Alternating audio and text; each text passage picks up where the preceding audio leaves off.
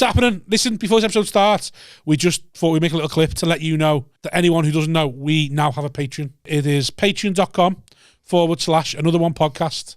And there's like a few different tiers on there. And we can go and get where you can sign up to us. And it helps us make this podcast. Helps us us pay for the podcast. Helps us make it better. Helps us improve and put more content out. We've got big plans for things we want to do. Haven't we? Since yes, we have. We've got big plans.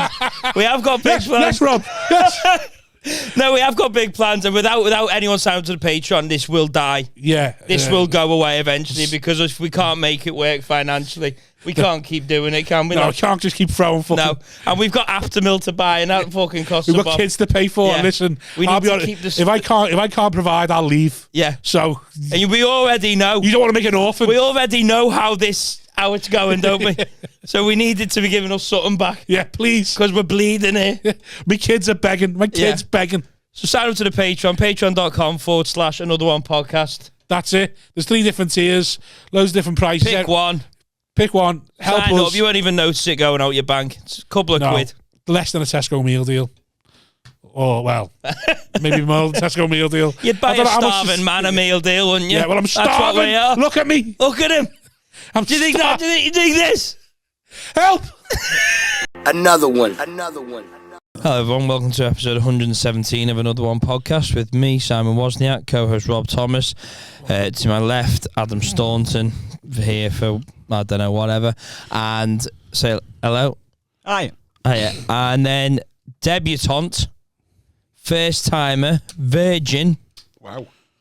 Che Burnley. Hello. Thanks for giving me that title. Virgin. Haven't seen Che for years. Yeah, just saying that. I've texted you so many times without reply that I assumed I just didn't have your number anymore. I assume that must just be an old number. I am terrible at replying to anything. It was just sort of like, hey, if anyone wants to do these dates or whatever, I look at it and go, so on a Monday. I do my quiz on a Monday. I didn't give the warning, did I? But I'm the guard up at all times, did I? No, you never. But guard up at all times, protect yourself at all times, have a good clean pod. There you go, yeah. It's on you to protect yourself. Yeah. Fair enough. If anything comes up you don't at all, but you got to say. Yeah. Right. Yeah. And we respect it. Okay. We will cut for things about out 5 minutes, and then they'll ask you again, but in a different way. No. So this N-word thing again. Yeah. God. I just really want to say it when I rap. Have you lost weight? You've lost weight since I last saw you. I have lost weight. What was my heaviest? My heaviest was 24.5. Were you? Yeah. What are you? I'm 20. Sorry. I'm 23. I think my average was 25. Holy shit. Yeah. You win. Yeah. You need to really talk into that. Oh, really? Yeah. What age were you when you peaked? About a year ago. 25, yeah. Was it? Something like that. I know, something like that. Did you do something about it or just? Yeah, I carry it well. So problem in it. The way I say this, I'm looking at you and I feel like I'm like going, I carry this well. So no, but I would say I carry it well as well. Yeah. So it's sort of like it goes on the tall, face. broad. Yeah. So it was baggy clothes as well always helps. Yeah, that as well. Oh, that's weird. I fit in nothing at the moment. Everything's too small or too big. Everything's too big. It's because I bought loads of stuff thinking, I'll be that size, and then I never was. And I was going to do some eBaying and found all the stuff that I was ready to get rid of. And I went, oh my God, I fit in it now. It's brilliant. Right. So, yeah, that's weird. And save some money. Yeah, it immensely saves some money. Yeah. It's Christmas and I've got sod all. At least the kids can have some presents now. So, yeah, thanks for knowing. Thanks for you're going to just get some really baggy jeans. You're growing too. So thanks for noticing. Yeah, I feel good. I feel like it's so long since I've seen you that I just assumed you would have fluctuated anyway. So it's like, have you lost weight? Probably, yeah. I probably put some on and lost some and put some on. It's a safe bet to just ask anyone. Yeah. It's weird because I'm down and I'm staying down. I'm like it's just under 19 now. But Edinburgh is always good for me. Everybody always goes, oh, Edinburgh, go to Edinburgh and you get wasted and sort of like, I don't eat when I'm in Edinburgh. Right. I try and save money by not eating. Well, when I go on holiday, it's good for me. Is it? Everyone, everyone's like, oh, put a bit of weight on, been in all-inclusive for 2 weeks. I'm like, yeah, I've lost it because I've moved. Because I don't move at home. So I've been in the pool and I've walked around a bit. Going down a flume is not moving. Well, yeah, that's but gravity. If you think you're swimming, that's probably more than I ever do a day. Like, just get up, get on the couch, drive to the gig, stand on stage 20 minutes, get off it again, get home, get on the couch. It's like, I don't actually go for walks or do any exercise.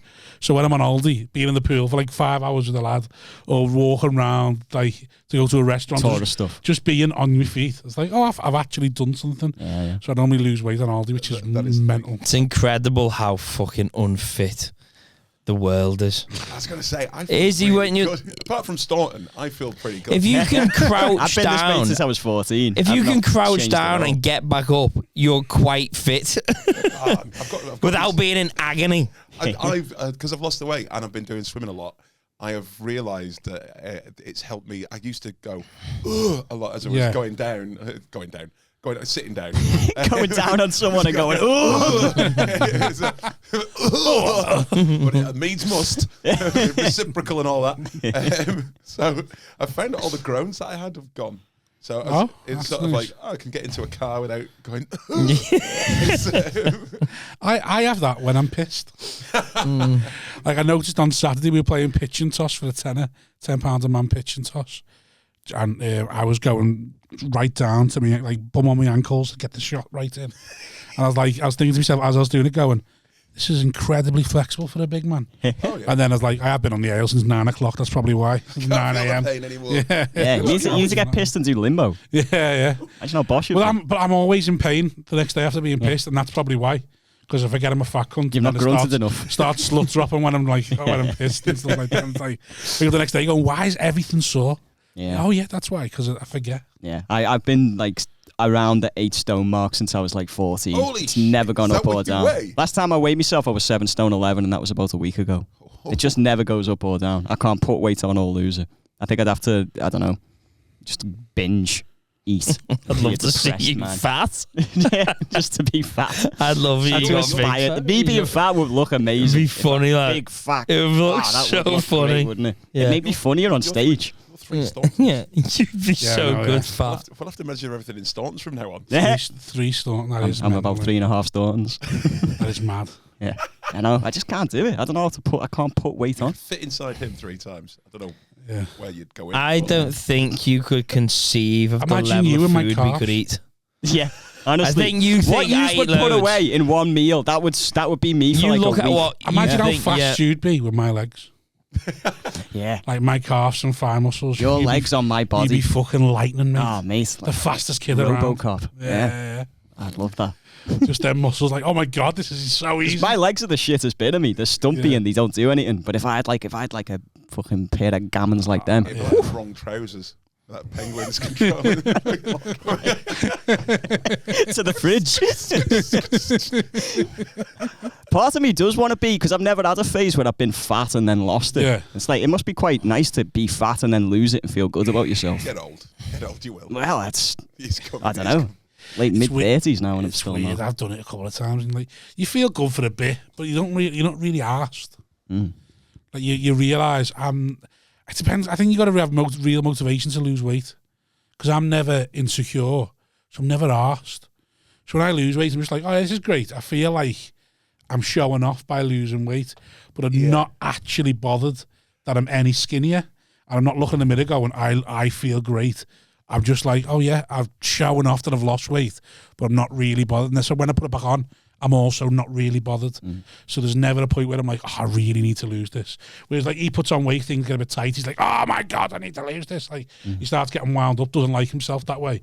Whereas I'm like, oh well. That's why we all grow beards. Yeah. Just like, well, I know I'd be gorgeous, you see. So I'm really like, I just know if I just lost the weight, I'd be so happy because I'd be so fit. And it's hard. Like if I knew I would be horrible, I'd be like, what's the point? But now I think like, no, come on, I'm really like wasting it. Yeah. Oh, yeah, all these DMs. Yeah. Like funny and life changing. Yeah, but that's what I mean. But I think if I got fit to the point where I was attractive, I'd be like, but then the temptation's there, and I've never had to deal with that yet. So like, I'm staying fat for you, love. I don't know what I'd be like. At the moment, it's quite easy to bat away the offers I get. Sure, but you know when I'm fit as fuck.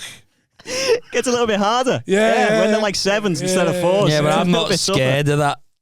I'm not scared of that. I want it. I'm not. No, I'm not. I don't want it, but I'm not scared of it.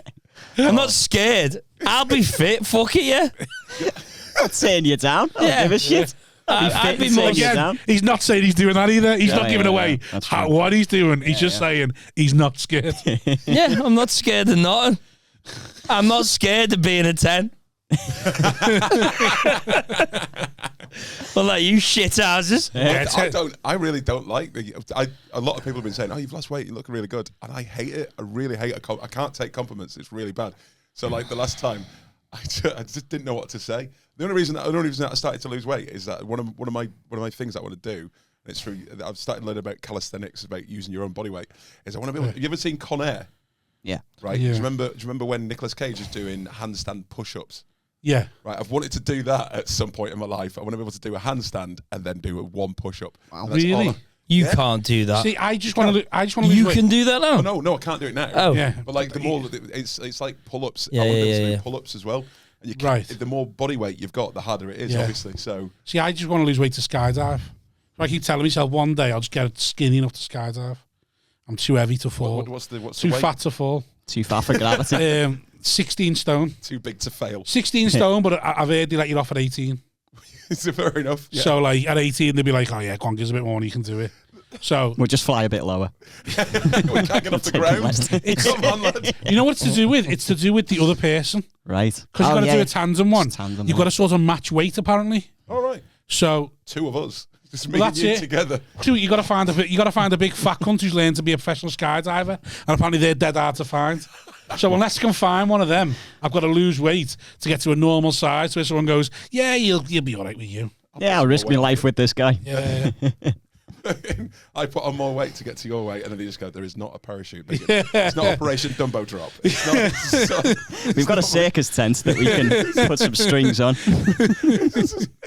Can tie a few bed sheets together. There's a hot air balloon no one's using. There's another reason. Wait, it wasn't a reason. There was another thing though. When I've been going to the swimming baths, there is, the hoist that they use to get people in and out who've got disabilities. Oh yeah. There is a weight limit to that, and I was over that threshold at one Yeah. point. I was like, going, oh God. I've you ever been to I've never seen that. I'd like to see. You want to see the hoist? you ever been to Knowsley Safari and gone the sea life part?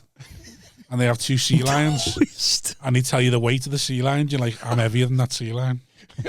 Fuck. Not a You nice. have to measure yourself by animals. Yeah. Is it? I've got I'm as big as a bear.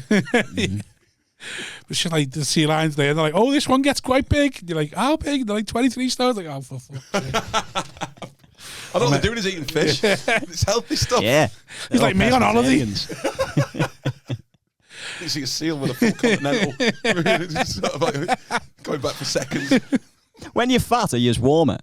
Generally. Yeah. That is Is it harder? It's Either that'll pay you the compliment and you don't like that. Oh, yeah, so I'm going to have to slag insult me you. off, it's fine. Yeah. When you I were am- at your fattest, were you warmer in general? I don't know. Yeah, of course. I like to tell people to run hot, but I do think a lot of it's just being a fat cunt, like.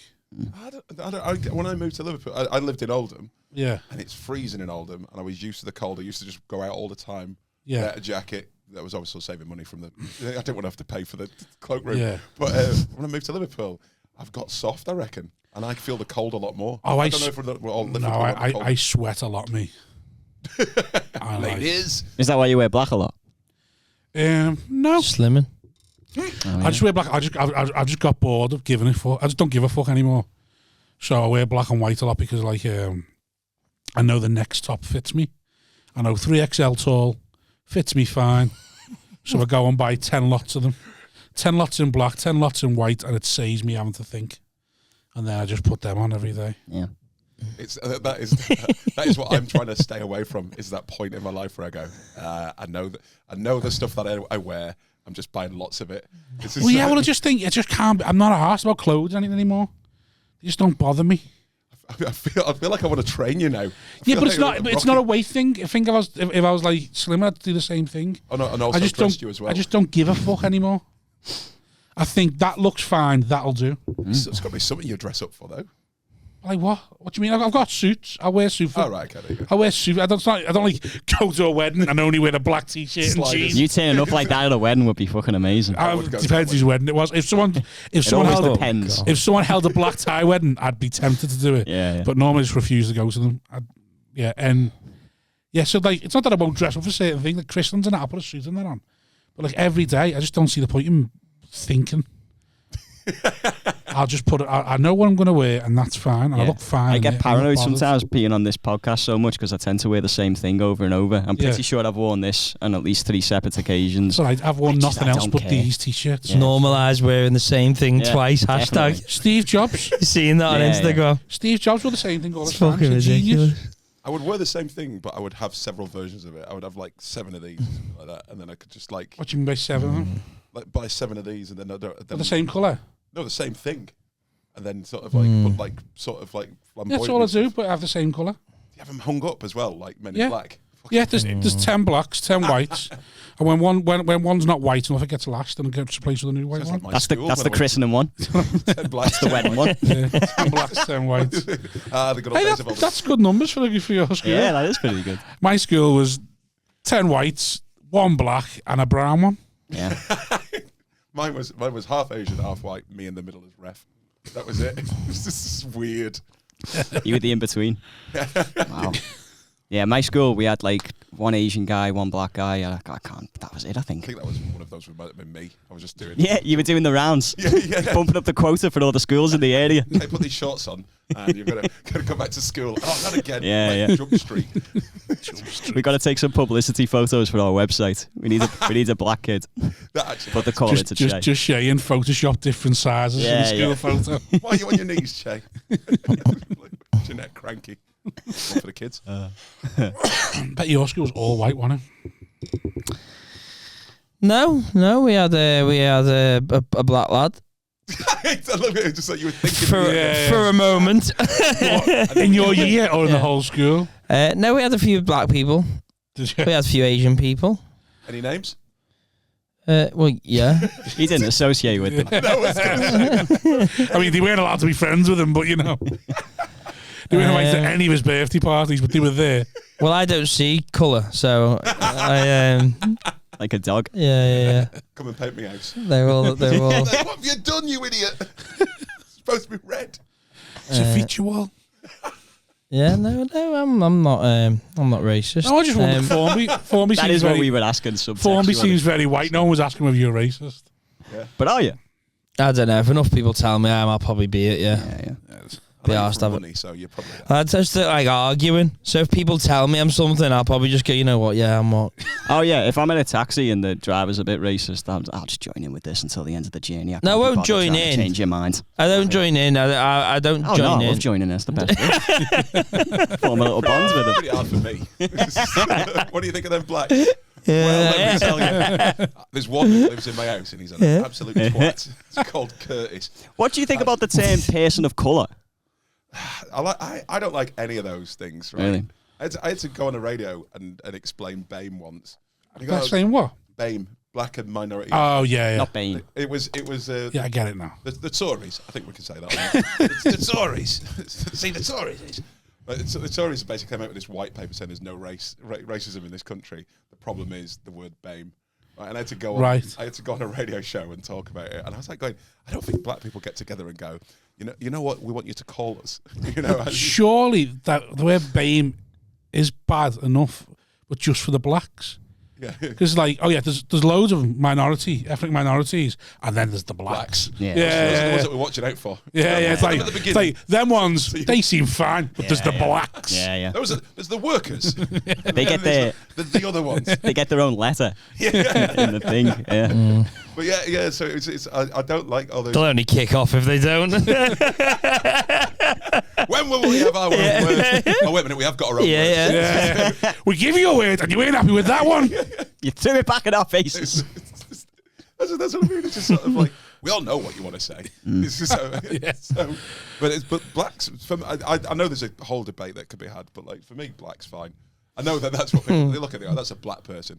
So I go, yeah, fair enough. I'm not. It does sound like I've always felt comfortable referring to people as black people. there is a part of me now these days that is a little bit unsure because it's like, will someone get offended? Who are you unsure by?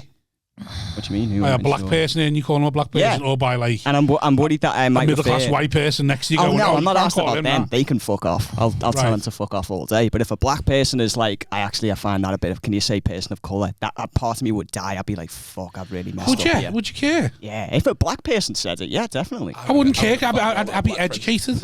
I'm gonna get all our black friends. Yeah, just say. We see a little white dude just walking get sick of it and think, oh fuck it. Fucking, it's easier to be racist.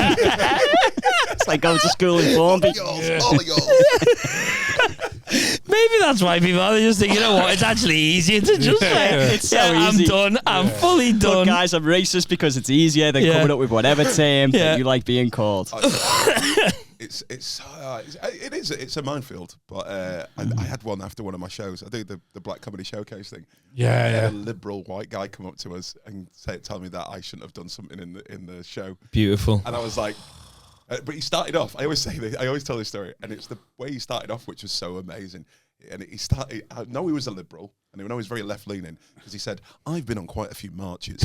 I wanted to go. Oh, thank you so much from the bottom of all our hearts. We would like to thank you. We were looking for you.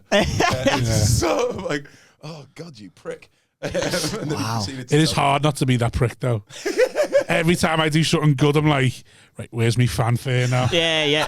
Like, where is it? Like, what the fuck's where's me credit? Yeah. I want some acknowledgement. Oh, that's one of my. Have you ever watched Always Sunny in Philadelphia? Oh, no, I've not seen it, but I'm aware of it. There is one episode where they do something good and they want credit for it. Yeah. It's sort of like they're trying to get this credit for it. Yeah, I have to tell my wife, and then because I think by telling her, you tell your wife your day anyway, don't you? But I'm really telling her because I wanted to tell her how good I am.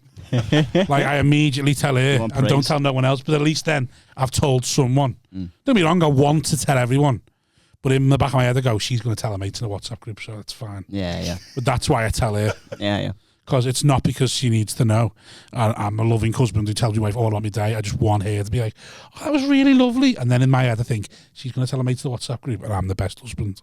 And then I'm going to get the sweet validation. Yeah. So in my head, I've given myself it without actually doing it. Do you have that competition between other husbands? I don't think they're aware they're in a competition, but just if they are, I'm winning. But they're losing, yeah. So go on. He's been in a lot of marches, this fella. Oh, it was just sort of like, I do this thing where, not to give it away too much, but I do this thing where I pretend that I can't pronounce white guys' names. So I end up calling every white guy in the audience Dave. Yeah. And it's all right, Dave, how you doing? All right, Dave. And it's sort of like, and a lot of the times people get it, not straight away, but as soon as they latch onto the joke, they go, all right, okay. Sometimes it's funny when, there was one where one bloke just went, no, my name is John, or whatever. My name is John. He was constantly going, my name's John. And then after about the fourth guy that I went, all right, Dave, nice to meet you, Dave. He went, wait a minute, I'm a Dave. And he was just like, no, see you later, mate. See you later, mate. You missed out on the chat.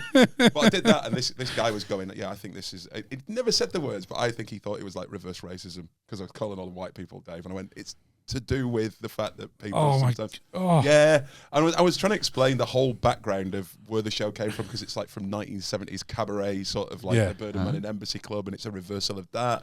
And I was trying to explain all this guy, but he'd already just set himself that he was right, because he's been on marches. God, I'd love to have that level of self-delusion. I think I'd be so much happier as a person. Imagine being someone who goes on marches, though, and then gets arsed up reverse racism. At a comedy night.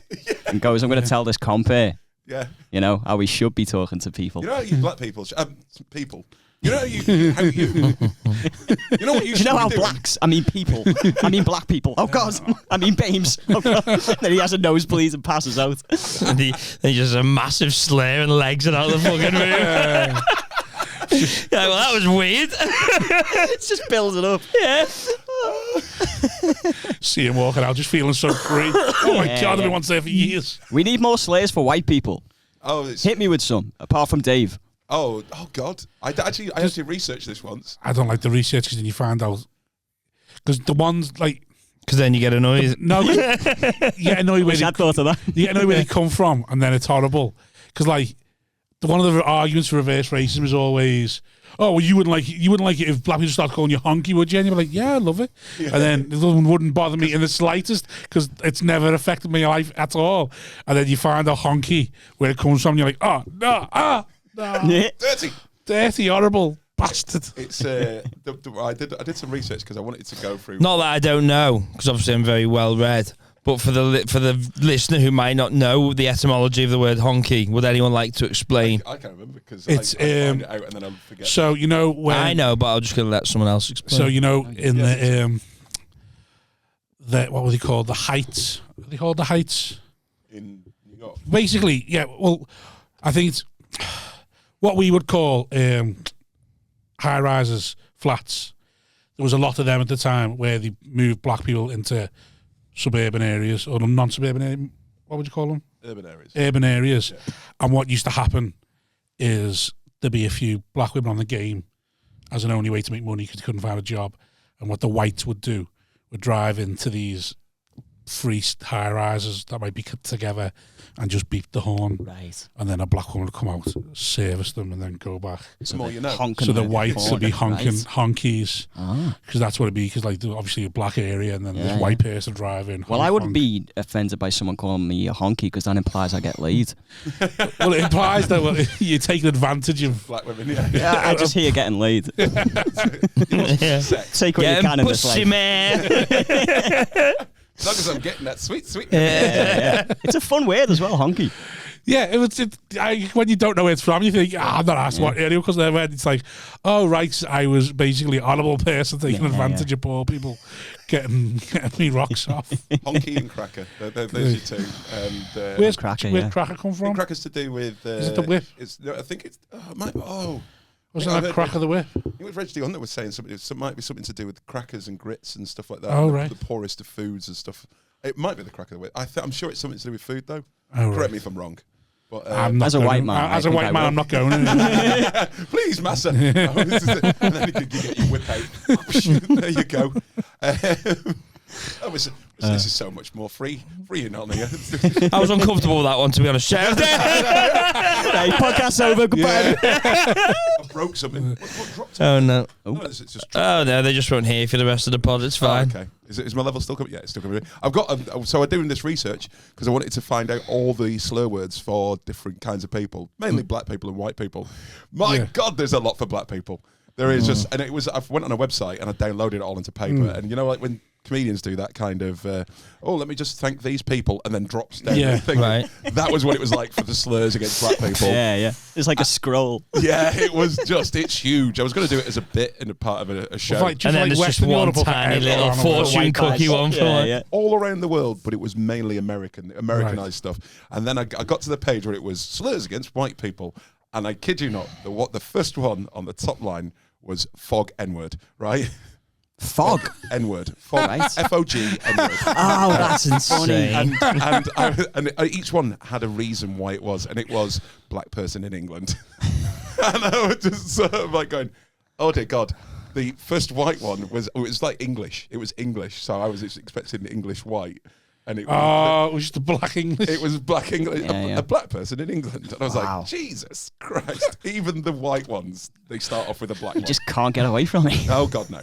Let's give them an easy one to start off with. Yeah. Sorry, what was the English, the white slur? Fog, and then the M word. Yeah. Yeah. Because they come from because they associate England and London with fog. Because they haven't got out of the 1920s yet. So they've Jack the Ripper. So that would be a slur against white people? No. It was down as English, but I thought that I was looking for all the white ones. So it was, yeah. He's assumed it was English, it'd be white. Yeah. So that's my racism. I still don't fully understand it, but it sounds dreadful. Oh, it was terrible. It was sort of like, so I didn't do that bit. Yeah. You dropped that bit. Yeah. Did it the new Barrack Tavern and it didn't go too well? Spiky might coming up to you afterwards. Yeah. Oh, God. I've been on 2 marches, and I think... there was a I've been to Glastonbury, and I smoked weed once. And one of my favourite gigs was in a place called the Dunkirk Arms. It was sort of like... why do I feel like I've gigged there? You probably have. It's one of those ones that's just huge, a huge pub. And like Union Jacks outside. Oh. It's in Leyland. Right, maybe I have. Yeah, it's Leyland. by Preston, innit? Oh God, yeah, my favourite place to gig. How are you? Your black comedy nights in Liverpool going? Yeah, is it still in the Royal Court? Yeah, still. Does that feel like a weird setting? No, it's the idea was maybe that's my racism. That's too nice for a black night. Hide the good stuff. No, but it's just like it's the Royal Court, so like white in the middle. Plastic glasses again. Yeah. Get them candles off the table. You know what they're like when you get excited. Burn the place down. Love it. Somebody takes all the candles off the thing, but unfortunately arranges them in a cross. Coming in, he's just like, "What's this?" I think it's a great setting, yeah, because it makes it seem like such an event. You know it's a boss room, but it's just like the Royal Court, isn't it? It just doesn't remind me of like. Well, that was part of the thing. Well, number one was the fact that I knew some people in there, right? And they were saying, "Oh, this is a really good idea." The second thing is that I wanted it to be more of a cabaret sort of setting, so you have tables and stuff, because that's where I want it to properly go. Is that if you've ever seen the comedians from the 1970s, it's called the Wheel Tappers and Shunters Club, and it's a great sort of like slice of what the 70s was. It's like imagine sort of Bullseye, but before. It's like that. It's like that. It's that kind of, oh my God, are these people? They're all in like pastel suits and sort of like, and you're like, and they've gone out for a proper night. They don't just go out for comedy to watch three comedians. They go out and they expect the Crankies. They expect sort of, I don't know, a meal. A meal. Yeah. Chicken in a basket at the time. It's like going to the dog track, but with a knife thrower. Sort of some singer singing a song you've never heard before. But it's like you look at it and you go, that's actually kind of cool in a certain way. There's like all these working men's clubs that are still open now, but don't do that anymore. And you go, oh yeah, you could have a bit, a couple of comedians, a bit of music, you've paid disco at the end. Yeah. And because it's in a theatre, you're not taken aback by it. It's like, well, I'd expect variety like this in a theatre. Do you know what I mean? Yeah. Expect different stuff happening on stage. Unfortunately, it just carried on, and all those old people that did that are still doing it. And you're like going, you need to move aside. You need to sort of, like, you can't do those jokes anymore, and that song's shit. It's sort of like nobody remembers it from the 1950s.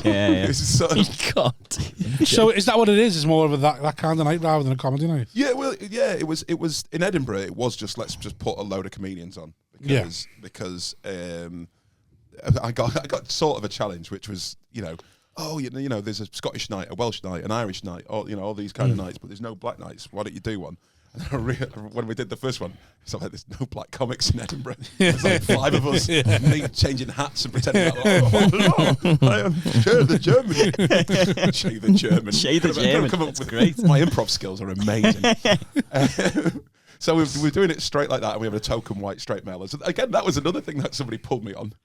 Because you have token white guy? Yeah, because it was like a reversal of sort of like all the, the stuff that goes on that we all talk about and then never do anything. Do they go in the middle, obviously? No, they go on just after the raffle.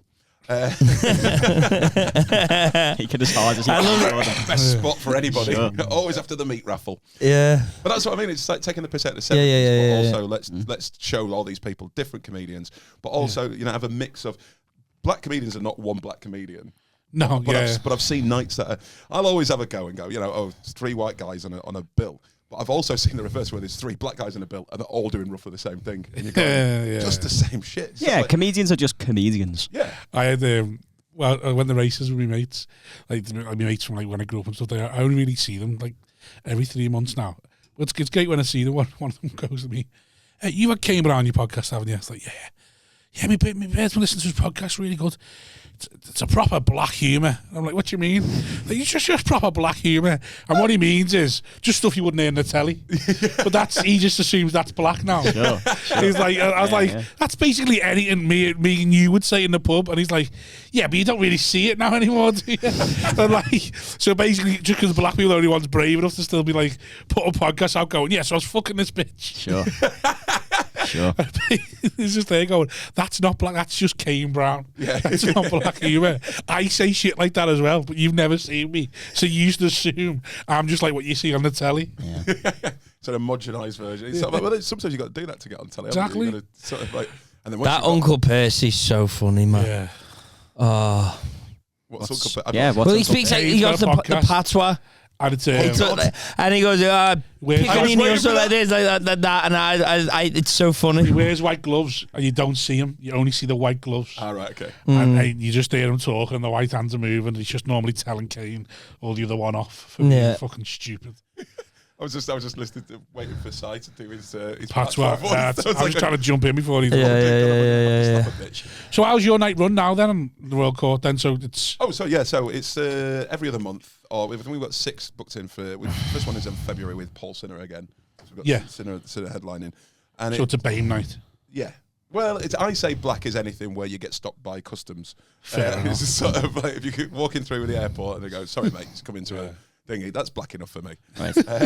For your night, I love the way that's going to get even bigger and bigger and bigger. The more action you go like, that he can count. He can count. Yeah.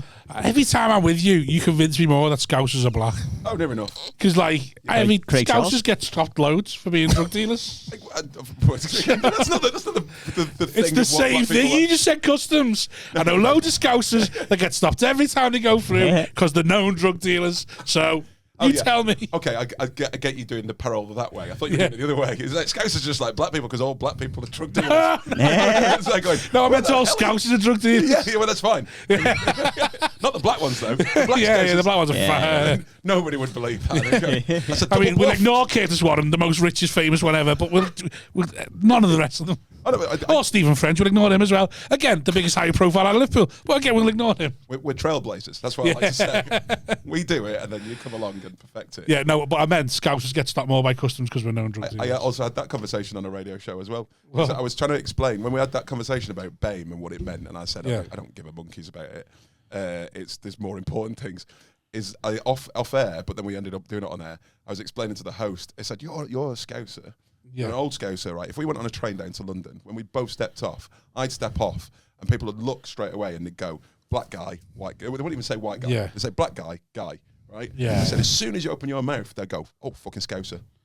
And I go, that's sort of like what it's like being black, is that they can see that you're black straight away. And that becomes your whole personality as far as they're concerned. They've already made assumptions. They're looking at you just going, regular person. And then you go, all right, lads. Yeah. And then they go, whoa. And that's the kind of stereotypical kind of stuff that people have in it. Not on purpose, but a lot of times people just need a shortcut or a kind of little kind of shorthand for what you are. And then you've got to sort of try and prove them wrong. Because again, I have been to many, because I don't sound like I'm from Liverpool, or live in Liverpool. People don't assume that. And then they go, oh, you live in Liverpool? Oh, I'll rob your tyres. And you're going, good God, really? Really? Yeah. Sort of like, and then I have to have a conversation about that, and then the black stuff. God. I have to start with the Liverpool, then I come on to the racism that you've just given me.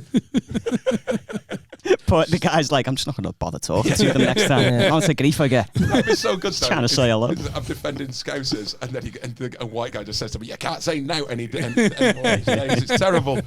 And all I wanted to do was have a go at them lot. Yeah, you can't say Scousers no more. Fucking game's gone.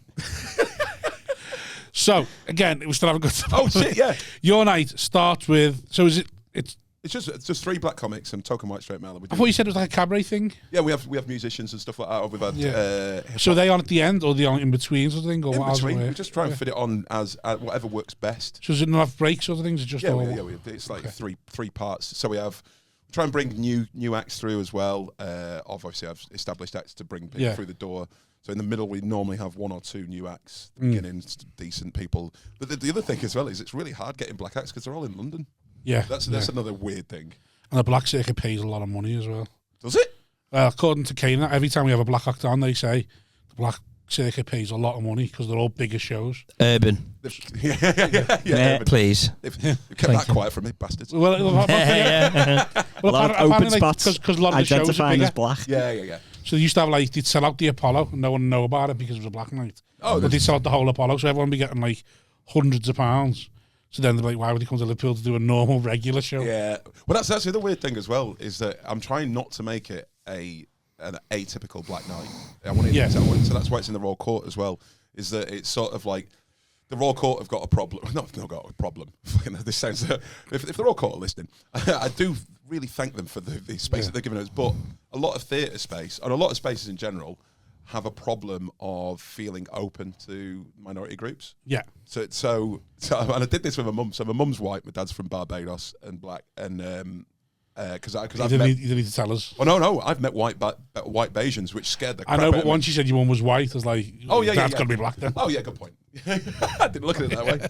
is that I took my mum to watch Book of Mormon in the Empire. Yeah. And she just read this book called Why I'm No Longer Talking to White People About Race. I've read that book. Yeah, it's a really interesting book. My mum read that, and she's been on marches. She actually campaigned for nuclear disarmament and the Nazi League, all that kind of stuff. And she read that, and she realised that she'd still not realised that she had a privilege over black women. So it was a really kind of weird dynamic that she said, I've got so much more to learn. And I told her this thing about counting the amount of black people when I go to spaces that I don't feel I belong in, which is theatres. So like, and I will always do like a quick count of how many of us are in here. Yeah. It's sort of like, it feels horrible, but it's sort of like, okay, just in case there's an emergency. Do you ever give each other the nod? Oh, fuck yeah. I've stopped doing it. I do that with short men. Yeah, you're short as well. Is it because you're all at the same level? Yeah, pretty much. It's easier to make eye contact with another short man. If I see one in public, give each other a little nod, it's like, yeah, life's shit, isn't it? Yeah, just a short nod. Really? Does black people do that in like theatres then? Do they see each other? Poor people nod as well. Not poor people? Bald. Oh, bald people. Yeah. Feeling each other's pain. Yeah. Tens nod as well. Hey, you're gorgeous. And that's me done for another 15. Giving all the game away now. Secret handshake. Oh, it's nice though. It's like bus drivers when they pass each other. I'm going to start nodding at everyone. and see they're all like, is he a bald? Is he a black? Is he a 10? Why is he nodding at me? What have we got in common here?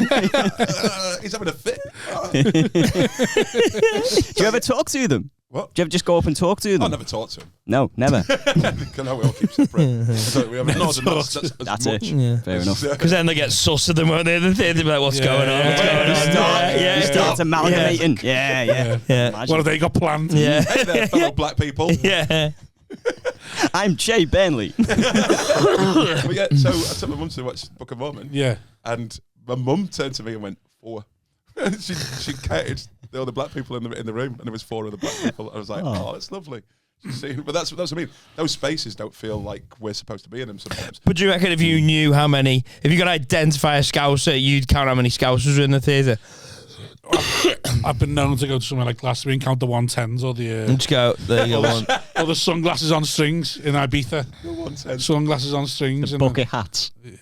Bucket hats are more mank. Yeah, that's is it a mank thing? I thought that was Scottish. Oh, yeah, sorry. I'm so ignorant. Appropriating culture and stuff like that. You can spot a Scouser, like there's some signs. Yeah. 110s in Ibiza, like sunglasses on strings, just stuff like that. That's a newer thing, because when I first came here, I started working at JD Sport, and all my mates were Scouts. So I didn't have a proper sort of uni sort of upbringing. Yeah. So when it's JD Sports, at the time, Reebok Classics, Jesus Christ. Yeah.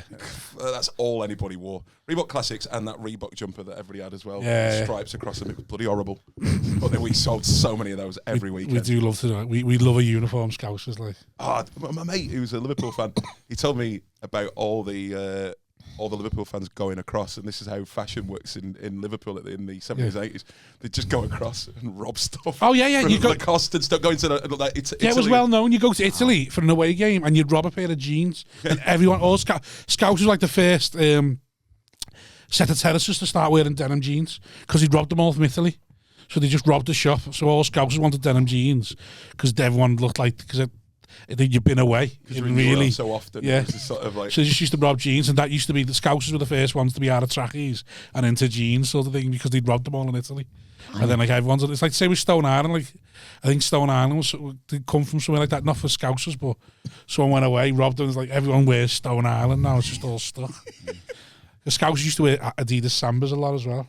Lacoste, it's all weird stuff that was always originated here. They should do a history program. It is mad, like it is. Have you ever robbed anyone? You know what? And was it because you're black? No, I just like you had that on. We manufactured all of that. It felt loaded.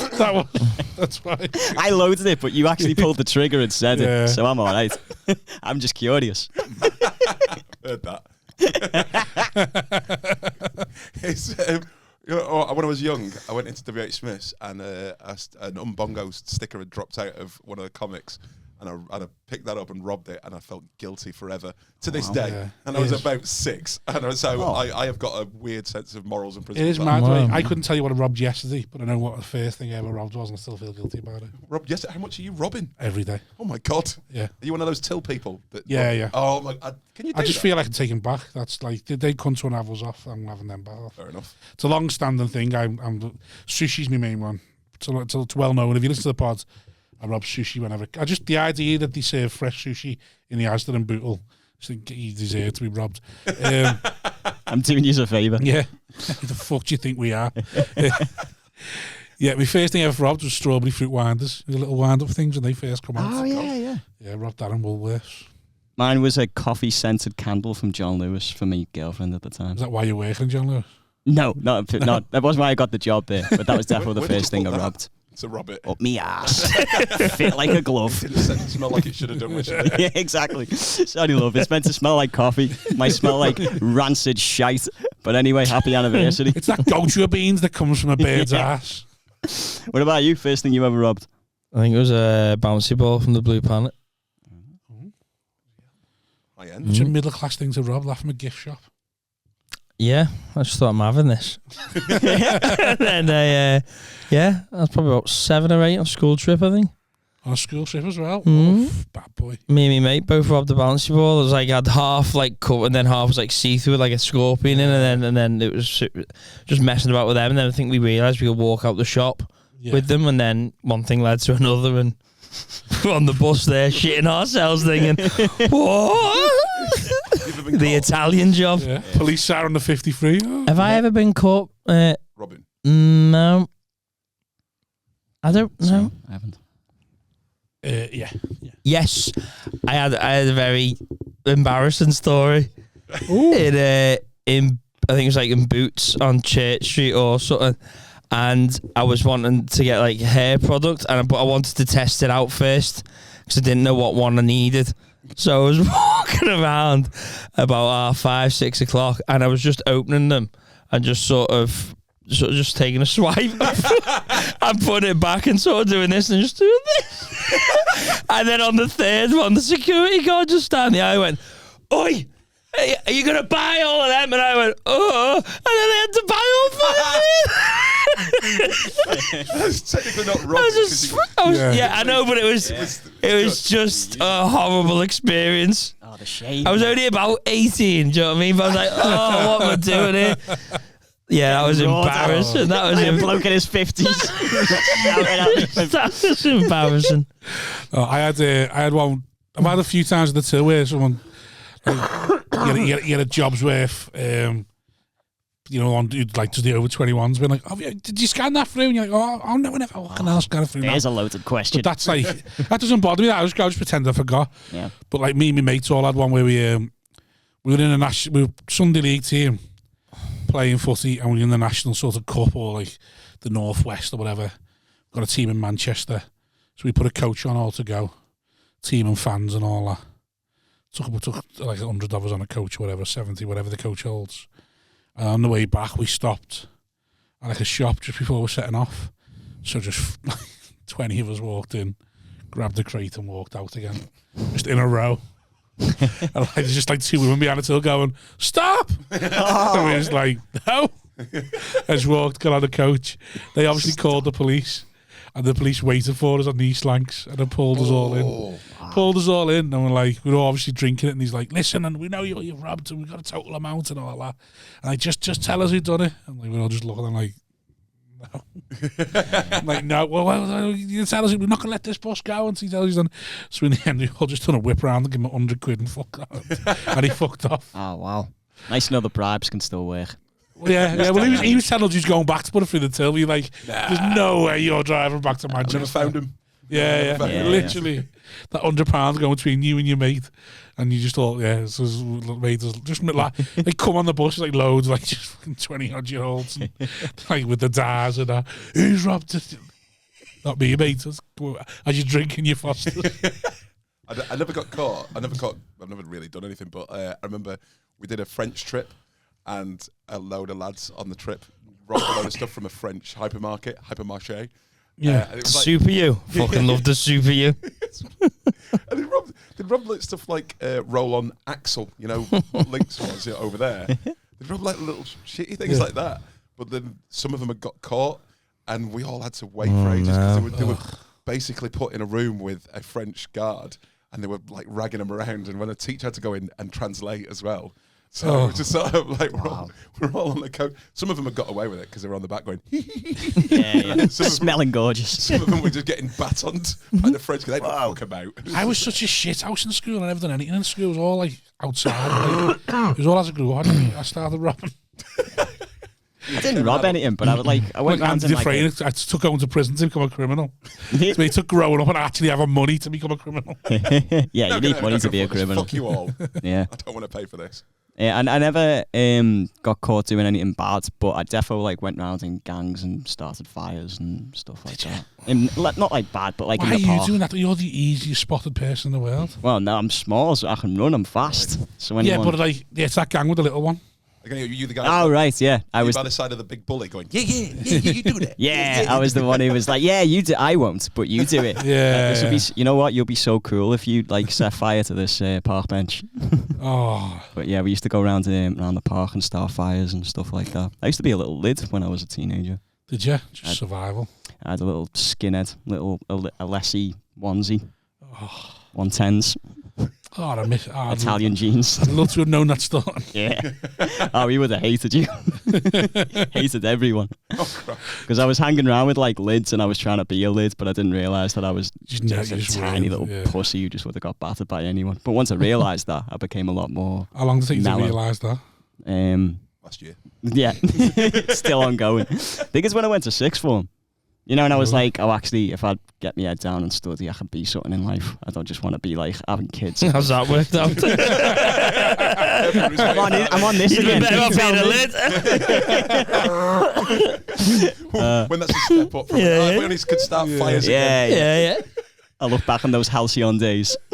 So much preferable to being on another one. Was you not like hanging around like with them going, this isn't me? Yeah. But I needed something to like get out the house. Basically. Kill or be killed. Before the internet as well, really. No, I get you. I had that for a bit. I was in merchants of a day and then coming home hanging around with scallies of a night, robbing hubcaps and that. I'm thinking, I don't want to do this. Yeah, I had a laugh. But no one else has. I'm not mates with anyone else. And I'm too scared to like make new mates. Yeah. So it's like, I can't start again. So I'm just going to hang around with these until like something takes me away, like uni or college or something. This is my tribe until they all get arrested. This is just me until I've got to move on. Yeah. I was lucky. When I was younger, I was massive. So I was quite independent. My mum taught me to be very independent. So all my mates were really tiny. So I lived nowhere near them. So I used to just go to pubs and just by myself. Just drink by yourself? Yeah, drink. At what age? It's about 14, 15. Really? Yeah. You just go to boozer on your own and just bevy? Yeah. I had a mate done that. It wasn't big. He was a bit tallish, skinny, but he's just so eccentric that he just assumed he can't be a kid. Must be a weird fella because he'd like dress in tweed suits and just go to the pub and order a pint and they'd be like, yeah, fuck it. He can't be 40. He's got to be some fucking weird like uni bloke who's come home and got no mate. Like fucking just serve him. A 14-year-old wouldn't have a bow tie. Yeah, basically. That's why I was bitter because it was just sort of like they'll never think. Yeah, that's clever. He's a young lad if he's drinking. Love a pint of bitter. Would you dress up in any particular? Would try and look older? No, just wear whatever you wanted. Did you do that just? Nah, there we go. Did you do that just for something to do, or just like? Did you like drinking? Well, I just thought. Was you ever asked what the ales is just to get out the house? It was to get out of the house as well. You are doing my head in, woman. Yeah. Did you ever come clean to anyone on the boozer that you weren't of age? I didn't do it regularly. It was just sort of like I'll get. Here's me thinking he was going every fucking night to the boozer. Is that a regular? In my head. Yeah, another bitter, please, love. The usual chase. Yeah. It's just so. Wait a minute. This kid's 14. the lower age limit is 16. Yeah. Are you doing little diary poking out the Hillside High School? What the fuck? What's the sat there reading the Beano and he goes, he's really into the Beano, that big black lad.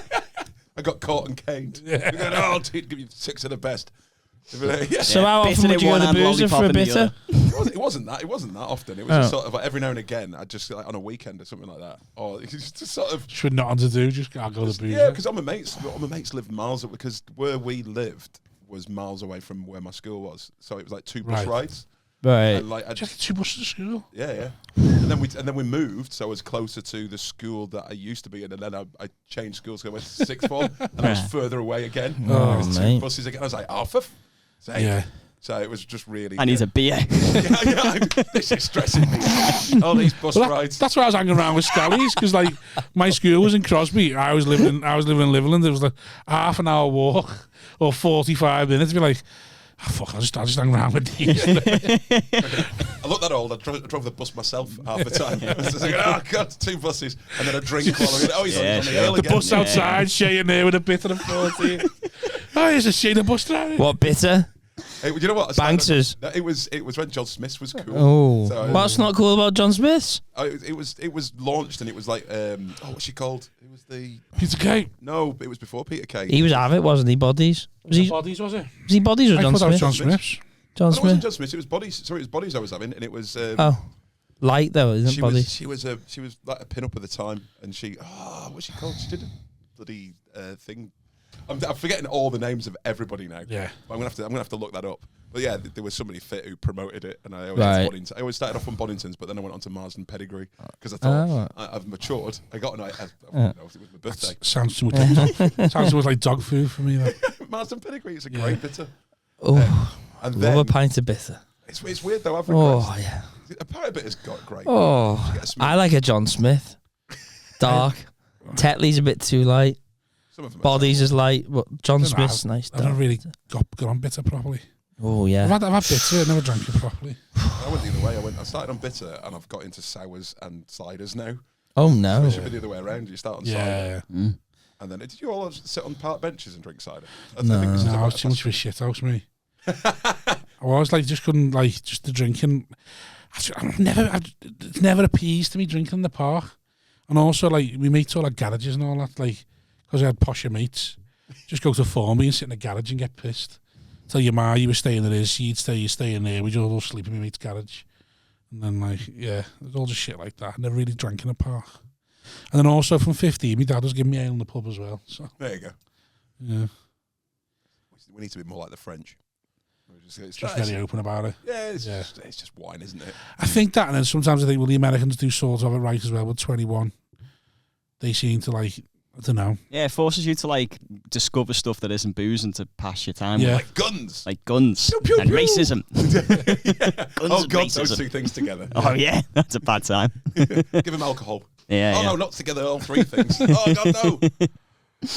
Yeah, we used to drink. We used to smoke a lot as well. You should smoke, yeah. Again, you go to the park and smoke like a pack of 20 in one night, thinking you were dead cool. I remember I'm stinking of shit. Smearing toothpaste on your fingers so no one can tell. You're the youngest, aren't you? What, in my family? Yeah. Should your parents not give a fuck though as well? I think it's just as long as I came back at a reasonable time and I wasn't off my head to the point where they couldn't tell. You're like the youngest sibling. You tend to like parents going, I'm at board discipline now. Just him at 15 would have been so funny. 20 fucking 20 sickies. It was lessy tracky. Yeah, even at that age, I was like, I need to ghost quit. white. Yeah. I was nearly throwing up because instead of having me tea, I've just had 10 ciggies. It's so stupid, but you know. Oh, but you get a 10 deck. I missed a 10 deck for the part-time smoker who's not sure whether he wants to commit to it. I'll have a 10 deck and see how I get on in the night. I think it was Lambert and Butler and Richmond. Those were the 2 cheapest brands. We used to call them baseball bats because they were so fucking long. And I used to think Lambert and Butler. King. I only learned a couple of weeks ago that Lambert and Butler wasn't a good brand. Oh, you thought they were good? Well, because I've never smoked or not about smoking, and everyone smoked Lambert and Butler, so I assumed it was a good brand. I thought because everyone smoked them. Anybody who smokes a cigar was sophisticated. Yeah. Then my dad smoked Hamlet's. Yeah, Hamlet cigars. Well, I will smoke when I'm really stressed. I will smoke every now and again. Went to Cuba and got a whole box of Cuban Havana cigars. Oh my god, they were nice. Yeah, I mean, I wouldn't ever think I'd smoke anything that was nice. But I'd have it just for the thing of it. Oh, it was. You'd have it just because somebody else was there. Yeah. I'd love to have a cigar now. Oh yeah, it's such a social thing having a cigar. I think. Anything now, I think. Whiskey and cigars. Because it was like we went to Cuba and we were talking. We got really friendly with the bar staff, We were talking to them about how they made a living, because Cuba's still like a communist sort of country, and they were sort of like saying, "How does it work?" And they went, "Well, we all get paid the same. It's all like a flat kind of thing." And I said, is that affordable? He said, "Well, no, right. So my wage, we've just had a kid. My wage only covers the cost every week, covers the cost of the nappies that I need for my new baby." I said, "Well, how do you make money?" And he said, "Well, we sell stuff to you." So like if you makes get a gun out and rob people like you. Yeah, where were you born? Oldham. Yeah. I won't bother with you. Mate, it gives you some money. Kidnap. They kidnap. No. So when they were telling us that, they'd then go and get some Havana cigars and go, "We will sell you these." And it was like the cigars they were selling us must have been worth a fortune, but it was like $150 or something. They might have been black though, mightn't they? Could have been, but it was sort of like, it was one of those risks. I don't know. You're saying Havana cigars? If he's in Havana, probably. Yes. And we were a very probably nice still selling them black. They're not stupid, these guys. They're not stupid. They go, "We can't afford nappies. Buy the cigars." You're not going to go, they're no. Not buying the cigar. Like, if it's Havana cigars and they come from Havana and the stuff to make them is in Havana, I imagine the cost of making them in the communist country is quite cheap. Still be black. You'll never trust anything with you in your life. Still black. Make it but black. I'll buy it. I'll remember that next time. But still black, yeah. It's definitely good. Yeah, just have your keks down for any, and I'm not asked anymore. Oh, fuck it. I don't even want the real ones. Give me the fake ones. I want to taste the plastic. It was like such a different kind of experience of sort of like buying a load of Havana cigars from over the bar than being one of my first memories in Liverpool was. Do you remember the penny farthing at all? I mean, remember that next door to the Royal Court? Oh yeah, Institute for. Is it still open? Oh no, it got replaced. Royal Court bought it now, and it's like a pub. Courtyard. A nice bar. It's really nice. But like, I remember it, and it was. That was a wild place to have a booze at. Yeah. Fucking roundabout. Buy stuff. I didn't realise you could buy stuff in pubs. That wasn't a thing in Oldham. So wasn't it? No, and so I came in. Anybody want any bacon? Yeah. Where are you getting this from? And then I realised that we're just robbing it from the St John's. The Iceland down the road, yeah. It's like, I bought bacon there. I bought a fleece jacket there. I bought 2 bars of massive dairy milk because we were going to somebody's 21st and we had not got them a present. And we bought 2 bars of dairy milk and ate one of them. Did you used to drink in the penny farthing? Oh yeah. Did you? My mate used to have Pernod and Black. He was younger than me. I was 19. He was like 17, and we could go in and have Pernod and Black, please. Why are you drinking that? What were you talking about then before the cigar thing? Going into penny farthing? No. I feel like there was something. We'll rewind the tape. We'll have a look. No, I can't remember. What was the clientele like in the penny farthing? Fucking horrible. Really? It was beautiful, but horrible. I think that gave me a kind of good grounding into Liverpool. Is that everybody's really friendly. Sort of spectrum. Yeah. Everybody's friendly. There's me hand, there's me heart. Love that. Yeah. But also, at any point, a knife could come out. You're like, sure. Jesus There's Christ. me hands, there's me knife. It's in your ribs. Kiss your bacon. Mine's a Pernod and Black. Pernod. Pernod. Is that what it's called? Pernod. It's spelled Pernod. Yeah. Oh, okay. The T's silent. Silent D. I'm so embarrassing. I'm sorry, everyone. Sorry, Patreons. Like you, silent D. I've never had Pernod. There you go. What does it taste like? It's like is it aniseed or something like that? No, I think it's aniseed. Yeah, it's shite. Is it? Yeah, from what I can remember. But it's cheap. Oh yeah. Yeah. It was. We were just. I think it was. It does the job, son. Get you drunk. Put some hairs on your chest. Okay, well, you don't know what he drinks for the taste, did he? I used to remember used to do Aussie Whites and lemonade because I had them off me nan. She liked them. Blobs. Oh no, I'm thinking of another thing. The blob shop round the corner. Yeah, they used to do Aussie Whites. Like, is that what it is? Yeah.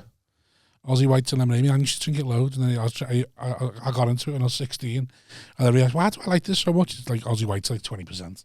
Like basically, that's what it was. It was like I was drinking less. That was another experience in Liverpool when the blob shop was open. I realised that was for old Scousers. But then one day I walked past and there was just a woman, obviously just sat down, just pissing herself. An old woman just into the street. No, it's not. She hadn't took her knickers down or anything like that. She's just still wearing clothes. There was just like a trickle coming out, and then there was a fight going on inside, and they had sawdust on the floor. Fabulous. I was like, good God. Yeah.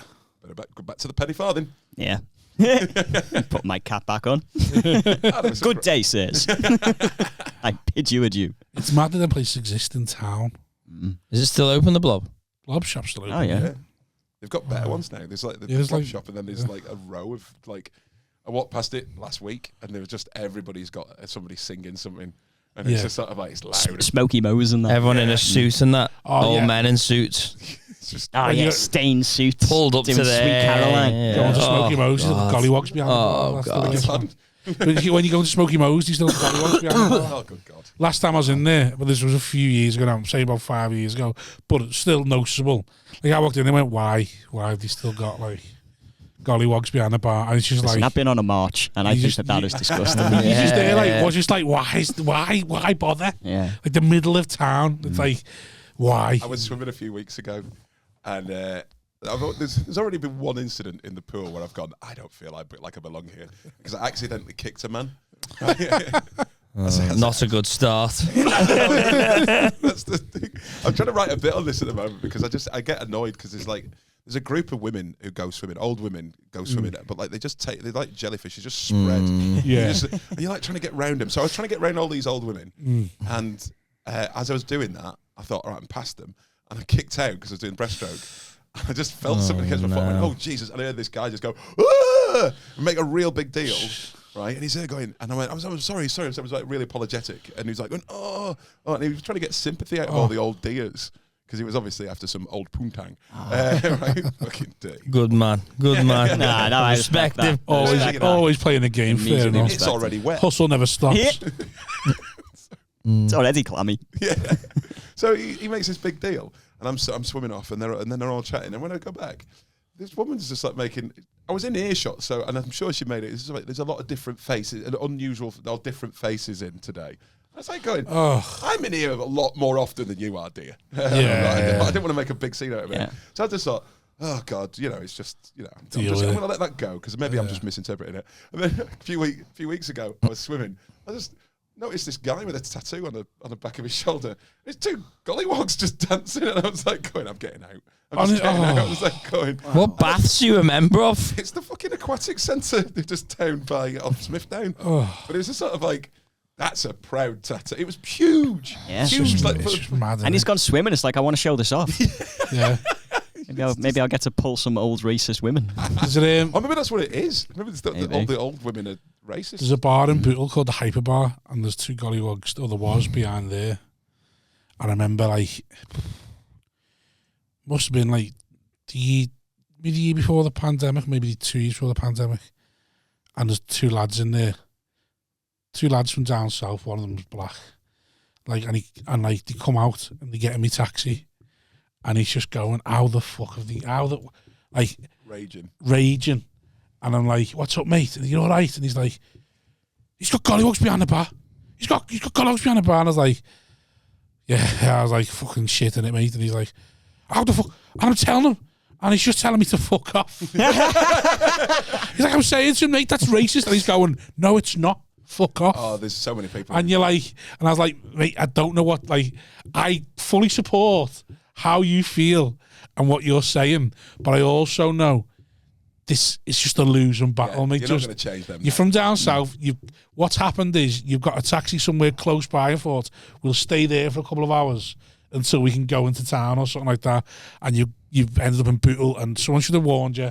That's fucking shit. And then, and I just like, and he's just arguing, but I'm telling him it's racist. He's telling me to fuck off. It's like, yeah, I've had them conversations. We just had to wait for my granddad to die. That's basically what he did. He's racist granddad. Let's wait for him to die. It was just, I did that in, I went on a pub crawl with a load of my mates on the Wirral. I can't remember who it was, but it was it was a beer festival. There was a massive tent, and we walked up, and we walked into a pub. And unless this had happened to me, I would have thought that it would have been like a trope on TV, you know, like American Werewolf and all that, where you walk in and it all goes silent. We did 2 or 3 bars on the way up to this thing. On the second one, I walked in, and I was the first one in, and the whole place just went silent. And then I went to the bar, got a drink, and all my mates who were all white just went, we'll have a very quick one here, Jay. And I went, yeah, we will. Then we went. Shit bags. It was just sort of like, Jesus Christ. But it's one of those ones where you go, I want to make a big deal out of this. I'm just black. I'm not any different than you. Well, that happened to Dave Alfie Ward the other day in Kirby, he said. And he just went in and he just had a beanie on. And that was it. And he said that everyone stared at him because he had a little, like, an earring with, like, a feather on and a beanie on, and he like a hipster. And he said the whole pub sort of went like that film thing where they all, the jukebox stopped, everyone stopped and just turned to him like that. And glass shatters. Yeah. But did they look at your mates or just look at you? They looked at me mainly. Right. Because my locals like that. Right, and new people. Yeah, but it's more a case of like I've explained this before on the pod, it's less so much of what the fuck are you doing in here? It's more of why the fuck would you come in here? It's a shithole. We don't want to be in here, but we're all here. We all just agreed. We had a pact. It is literally one in, one out. Yeah, me half drank here, so I drink here because my mates drink here because my mates, my dad's mates' sons, and his dad drank here. So we've all just been here for about 40 years, as far as I can remember. So why are you here? I feel sorry for those kind of pubs as well because my mate used to own the Big Roscoe on Renshaw.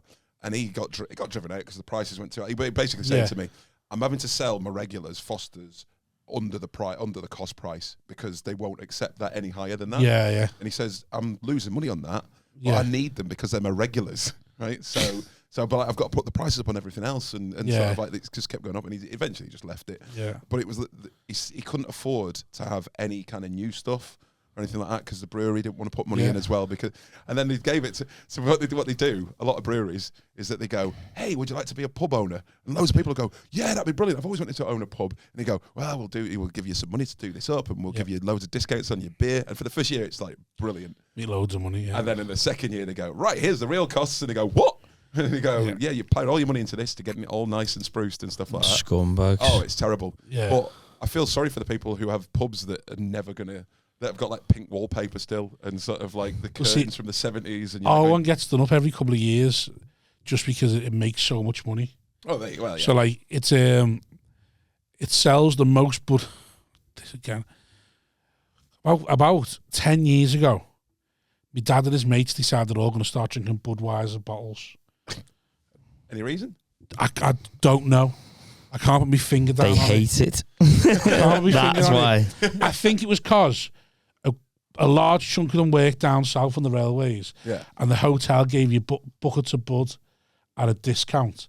So they used to get 30 quid a night to your meal. Yeah. If in the hotel. And they'd all agreed no one buys food with it. We buy 2 buckets of bud. So that'd do them all week then. So I think they all just start drinking bud, and then that was it then. Then they come home and want bud as well. So like they all just start drinking bud. So that sells the most bud out of anywhere in Liverpool. It's amazing how you can train people, isn't it? It's so mad. And then it's the ones that like weren't working down there that just abided by the rule that everyone drank bud, because the one like the 16 of them that were working down, because there was a big chunk, 16 that were working down there come back up. So like the other like 12 went, all right, Sam, we'll drink bud as well. And everyone's just drinking bud. Groupthink. So like there's now, if you go in the pub, there's fridges that look that you have to have that stock with all different ale, and then in the back to the left there's 4 fridges just full of bud. Wow. And it's just ridiculous. And like, so like because they sell so much, they get looked after. But what was happened with that pub is it's always been owned by one of the lads. Right. Someone's like one of the lads has owned it, or someone knows, and it's always gone dead well. And then about 7 years ago, some woman come in and they'd sold her that dream. Come on, who wants to own a pub? Come and run a pub. And we've got this one for you. Loads of regulars. It's great. It's always making money, showing her the numbers and that. And I think she'd been in a pub. Yeah. And it was doing okay. And the second year was making less money, and they said, "Well, move to this pub instead. It's probably just that pub's like the regulars are going down." So she came and tried to like change things. Yeah. Like so straight away, like was telling people, banning people for snorting coke in the bogs. It's not going to happen. Oh wow! Getting rid of the gollywogs behind the bar. Right, we're drinking somewhere else. Yeah. So like, just started making rules, and like it's like no, like we police ourselves. Let it go. And then like, so they went on strike. So they all left the pub and went to another pub down the road and just went on strike and drank there for 2 weeks. And the area manager turned up to the other pub. I was like, like, what's going on? We're like, we're not going back there while she's there. And he was like, how do we get you back in? And then literally, they handpicked a landlord from one of the other pubs on the street that they liked. Wait, we want him from the Mark Kent. We like him. He's a good bloke, but he's in the Mark Kent at the moment, and it's a shit pub. We don't want to drink there, and we know that's going under anyway. So the area manager had to go to him. Would you run this pub? And apparently, and he'd left the Mark Kent. He was in Benidorm at the time. He'd retired to Benidorm. They called him up and said, "Would you run this pub?" And he was like, "Yeah, I'll come back to run that pub." Yeah. So like they had to make a special deal with him and give him a special, like, not the standard contract, a special contract, and then like had to like coax them all back in. And we're going to do it up for you as well and stuff like that. And like, oh yeah, wanted to get rid of the Wi-Fi. What? Don't want Wi-Fi. Yeah. Why not? Because younger people are coming being on their phones. Because your wife can get in touch with you on WhatsApp. Good God. It's because we don't want to be getting in touch. We want the jukebox to be free, and we want no Wi-Fi. Wow, that's the power of community. Yes. Yeah, but it's like you think how many pubs are losing money or aren't making money. The idea that this one is still making money, like screw George Orwell and all that kind of stuff. If you want, write that as a story about how workers should unionise. Yeah, sort of like if you want something, you just get yourselves together. I need to find out the rules, because the rules are really like acceptable. Yeah. But also Please not. no shitting on the stage. Yeah. You go, if I can't shit on the stage, what's the fucking point in living? But it was like they were all acceptable rules, but also at the same time, I was like, who the fuck are you to tell us what to do? Sure. We've been in this pub for 50 years. Yeah. You've just waltzed in. Yeah. Who the fuck are you? Like, whether we agree with that rule or not, that's it now. Stuff like kids have got to be gone by 7, and she police it stringently. Right. So the fucking local stickhead scallywag kids couldn't like hang around. Like, well, we don't want them here either, but there are, so you can't tell us what to do. And just shit like that. And I'm like, oh yeah. And I just remember them saying the best was, she took they had a fence and they all panelled it, so like a metal open sort of fence. Yeah. And they panelled it up so you couldn't see inside it. She took the panel down so you can get more natural sunlight, so people could walk past and go, oh, that's a nice beer garden, we'll go and drink in there. But the lads didn't want that, because then the wives could drive past and be like, what's he doing in that beer garden outside smoking? So that caused murder. The Wi-Fi caused murder because then you could get in touch with people and there never used to be any signal. So you used to be able to go missing. And like, so yeah, it's just so fucking... I love that like 80% of it is just ways to avoid our wives. Yeah, it is. It feels very much like a carry-on film. It's ridiculous. Carry-on pubbing. I think since the Wi-Fi's been put in, everyone's happy about it. But I think that's more because of Sky Bet and stuff, like mobile gambling, and the fact there's no bookies on the road anymore. So like they've accepted right, okay, I can be contacted, but I can also put a bet on. So this is how to move older people into the new generation. Sort of like forcing you. Well, you can't do it on paper anymore. That's basically it. Like, but the jukebox is still free as long as I can remember, and then there's always deals on bud, and then it's just fucking mental. Like, they put a big... It's just stuff like, put a massive screen in. The local said it was too big. Get it out. Oh, God. I love the fact it's too big. Get rid of it. Too convenient. Yeah. I want to strain. It's just fucking mental. Just the way they... I love change. I like... I work in student unions all the time. I do quizzes and stuff for the guild. And it's really interesting seeing 18-year-olds coming up and sort of like their differences from when I was 18. Yeah. Elliot Steele does a really interesting bit on stage where he talks about his dad not getting trans stuff. So Mark Steele, he has no problem with it, but he doesn't understand it fully. And he does a really good bit, and he always asks, what's the thing that he's going to be like his Mark dad? Probably wrote that for Elliot. What's the thing he's not going to get? Right the fucking joke. Yeah. Go on. What was he saying? What's his thing going to be when he... Oh, yeah. When he gets older.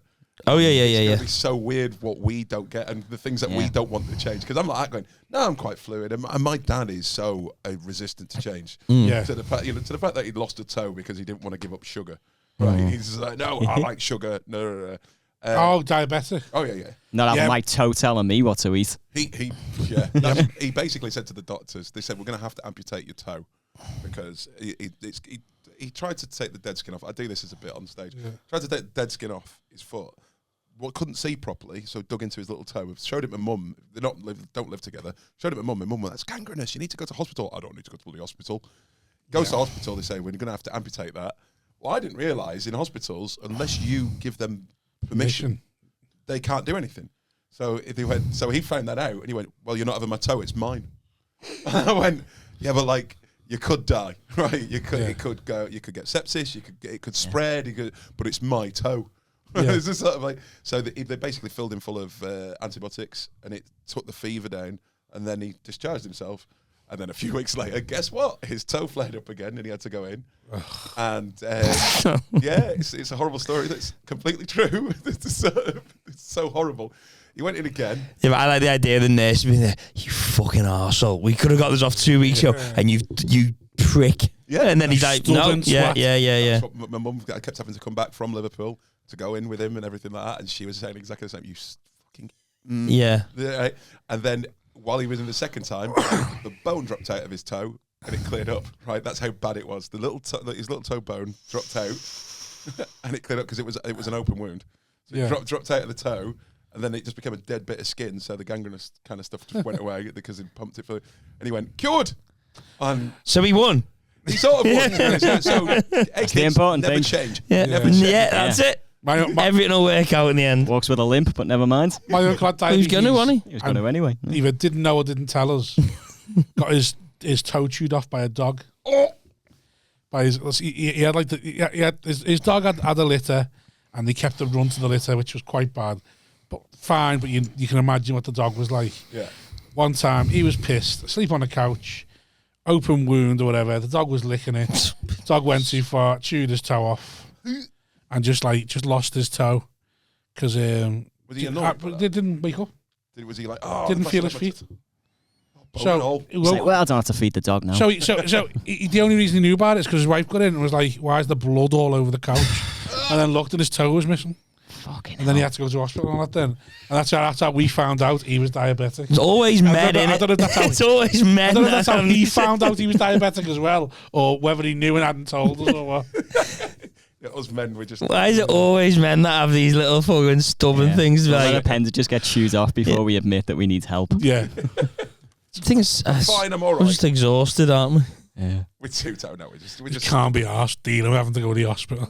That's it. It's such a hassle. I'd rather just potentially die. Silver lining. I bet if they said to your dad, "Listen, we can come round and just whip it off while you're watching the telly," he'd have gone, yeah, probably. The fact that he had to go to the hospital, and he's like, "I'm annoyed at me now, so no, someone else is dealing with this." Yeah, he probably would have gone for that. Actually, definitely. He had a heart attack once. His heart is basically its whole pacemaker. 98% of his heart is pacemaker. Wow, 98%. Yeah, if he doesn't have a pacemaker, he dies. If he goes near strong magnets, I'm trying to take him to a scrapyard soon. Wow. But he's how old is he? 75.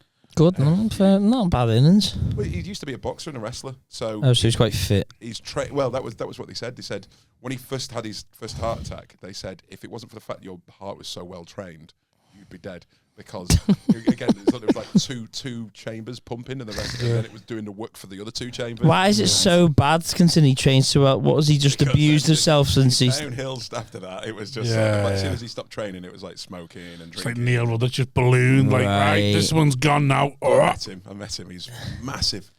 Oh God, he's a big old guy. Isn't he? He had a massive heart attack, but he did it in Liverpool. So he was coming visiting me and my mum. And he was like, I've been in pain for ages. I've got chest pains. And his mum's going, please. His mum's used to be a nurse. Yeah. Please, to the hospital. Oh no, I'm fine. Ruth. And it's sort of like he's in pain when he's having to whine. When he uses his wife's first name and he acknowledges when he treats her like a person. Why are you using a full name? So she went, right, we're going to hospital. I had to we had to sort of get him admitted and everything like that. And when he went in, I was stood by the side of him. And he was when he was in pain, he was crying. How old was he at the time? This is 60, probably 65, probably 10 years ago. I think his pacemaker's around about that age. He went in and he was like, I think I'm gonna die. That's how we and Ruth, I don't want to die. We get in there. I don't want to die, you fucking pussy. I'm glad he doesn't know technology, because if he saw this, he'd be on the phone to me right now going, how dare you say that I was crying like a pussy? Fucking make me look like a man. Tell him I was ready for death. Put my gloves on and everything. Right. The dick. So we get in there, and the woman who comes to see him goes, on a scale of 1 to 10, what was your pain earlier on? And he went, I don't know, 5 or 4 or 5. And I looked at him, I went, Dad. And he went, 8. Right. I was like going, it was more than 8, but 8 is good for my dad to admit. Right. I was like going, you were screaming for, oh, Jesus, please don't take me now. You told me, Mum, you loved her for the first time in 50 years. Yeah. I'm so sorry, Ruth. I'm so sorry for everything. Please don't take me, God. Don't let them take me. Don't let them take me too. You can have me so fucking. But yeah, and that's when he had his pacemaker fitted, which was really annoying because he had it fitted in Liverpool. He had to come back to keep getting it checked. Oh. So now he's got the last time he came and had it checked this year, they went, oh, we can do it remotely now. So we're going to send you away with a box, and it will just monitor it. And if anything happens, it will send us a message. How long was he a wrestler for? He was a wrestler for. Oh, that's so horrible that happened to your dad. But how was he a wrestler? He was from late 60s, early 70s. So he came over. After his parents came over. My grandparents, I forget what they are. They came over Windrush. Then my dad came over. Was there any problems with the whole paper things with them? No, I'm going to the toilet. So. It was okay. Yeah, as soon as you mention Windrush, he's off. If Che brings up Windrush, I'd say, I'm gone. His grandparents were the ones that wouldn't. Yeah. So as your documents, it was his mum who destroyed the papers. Burn them in front of the faces. If you ever meet anybody with a good looking 50 years. If you ever meet anybody called Staunton, remember their children. So he came over and. He was a bit of a tearaway, apparently. I'm finding out more as I go along. He was a bit of a tearaway in Barbados. They sent him to America as well, so he learned some stuff in America. They was a bit of a tearaway there. Got sent here as a last chance thing. So sometimes those immigration stories are right. Got sent here by... they say you're just being a knobhead. Yeah, he was looked after. This is the weird thing about West Indian upbringings, is that sometimes you're sort of like going, oh, well, there's all these reasons of certain things, and he was left alone with his granny. So his granny beat him and stuff like that. So it's sort of like very disciplinarian kind of thing. So there's this kind of weird warped sort of logic with how his grandparent or grand. So he was raised by his grandparents, his gran. For just his granny, yeah. So from a very young age. Because what was his mum? His mum came over here for Windrush to help out. Oh, and to make money. So he stays over in Barbados, gets raised by grandma, and the parents come over here. Yeah. Right, and then Gran sent him over to America. To America, and then to here eventually. To go back with mum and dad. Yeah, and that was his last chance. It was sort of like, if you don't fucking you don't behave. If you don't behave, And the story that he's told me is that he was like going, fuck this shit. I don't like this. I don't like this country. I don't like this thing. I'm going to go because it was pissing. It moved to Oldham, for crying out loud. Yeah. Oh, City Barbados to Oldham. All these immigrants coming over here for the weather. Yeah.